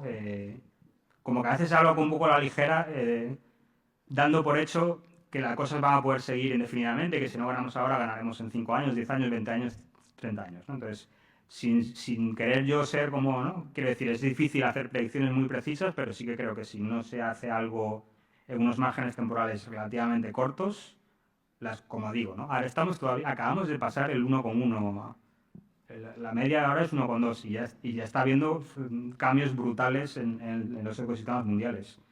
1,5 se considera que es relativamente seguro. Yo no creo ni imaginar cómo es el mundo con 2, ¿no? Y la trayectoria antes del Acuerdo de París era 3,5 grados encima de la media. Eso es grupos de personas viviendo al lado del Ártico cultivando remolachas, ¿no? O sea, quiero decir, ahí hay lucha de clases. Bueno, pues sí, habrá uno, pero no tiene nada que ver con... Entonces, pues no sé, yo parto de esa realidad e intento pensar los procesos políticos a partir de ella, ¿no? Totalmente de acuerdo con lo de Gabor y los condicionantes. A mí, durante la pandemia, me volvió un poco loco los ERTES. Porque no hubo ni un solo condicionante. Era como la oportunidad de oro para disciplinar un poco al capital ruinoso que hay en este país, ¿no? De sueldos de miseria y no se hizo, ¿no? Se podía haber pedido algo. Tampoco pido yo, ¿no? Pero nada. Entonces, totalmente de acuerdo. Y de hecho, creo que esos son el tipo de crisis que permiten avanzar en esos regímenes, ¿no? Macrofinancieros hacia los que queremos. Entonces, pues cuando hay esos momentos de debilidad del capital que necesite que tú... Es como, bien, yo te doy dinero, pero tú tendrás que hacer algo. Entonces, totalmente de acuerdo. Y el problema es que creo que se imponen los regímenes macrofinancieros de bajo disciplinamiento del capital porque el capital tiene todo el poder prácticamente. Entonces, para cambiar eso hay que tener más fuerza y ser capaces de imponerlo. Y en los casos en los que se ha conseguido imponer ciertas condicionalidades, como digo, creo que han sido fundamentalmente o situaciones muy específicas en las que el trabajo sí que tiene mucho poder sectorial, o conflictos entre élites en los que por lo que sea se ha impuesto cierta, ¿no?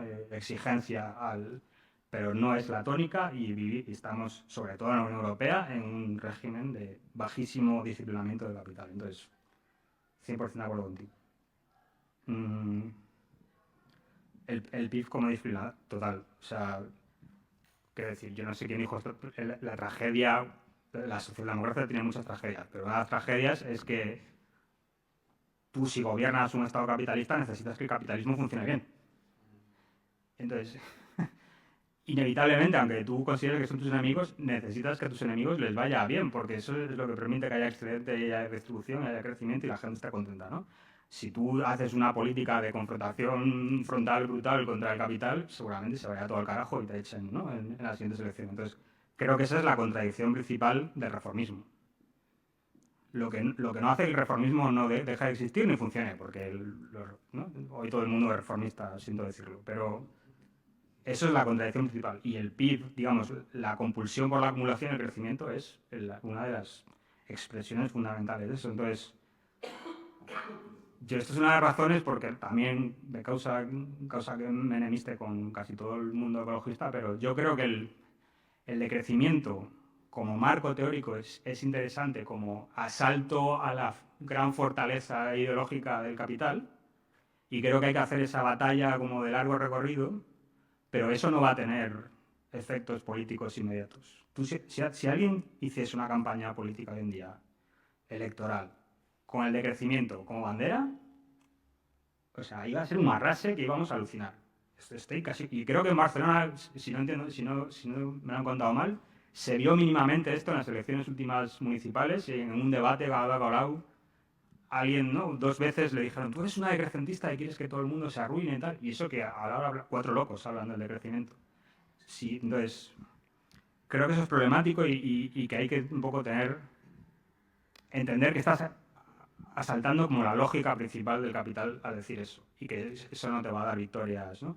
Creo que es un proceso de difusión cultural y de debilitamiento, ¿no? de su fuerza sociocultural, pero que tú no vas a poder implantar un programa decrecentista a las bravas, ni mucho menos ganarte el apoyo mayoritario de la sociedad, porque no es solo que estén confundidos con que el crecimiento es necesario, sino que es cierto que necesitamos el crecimiento para no morirnos.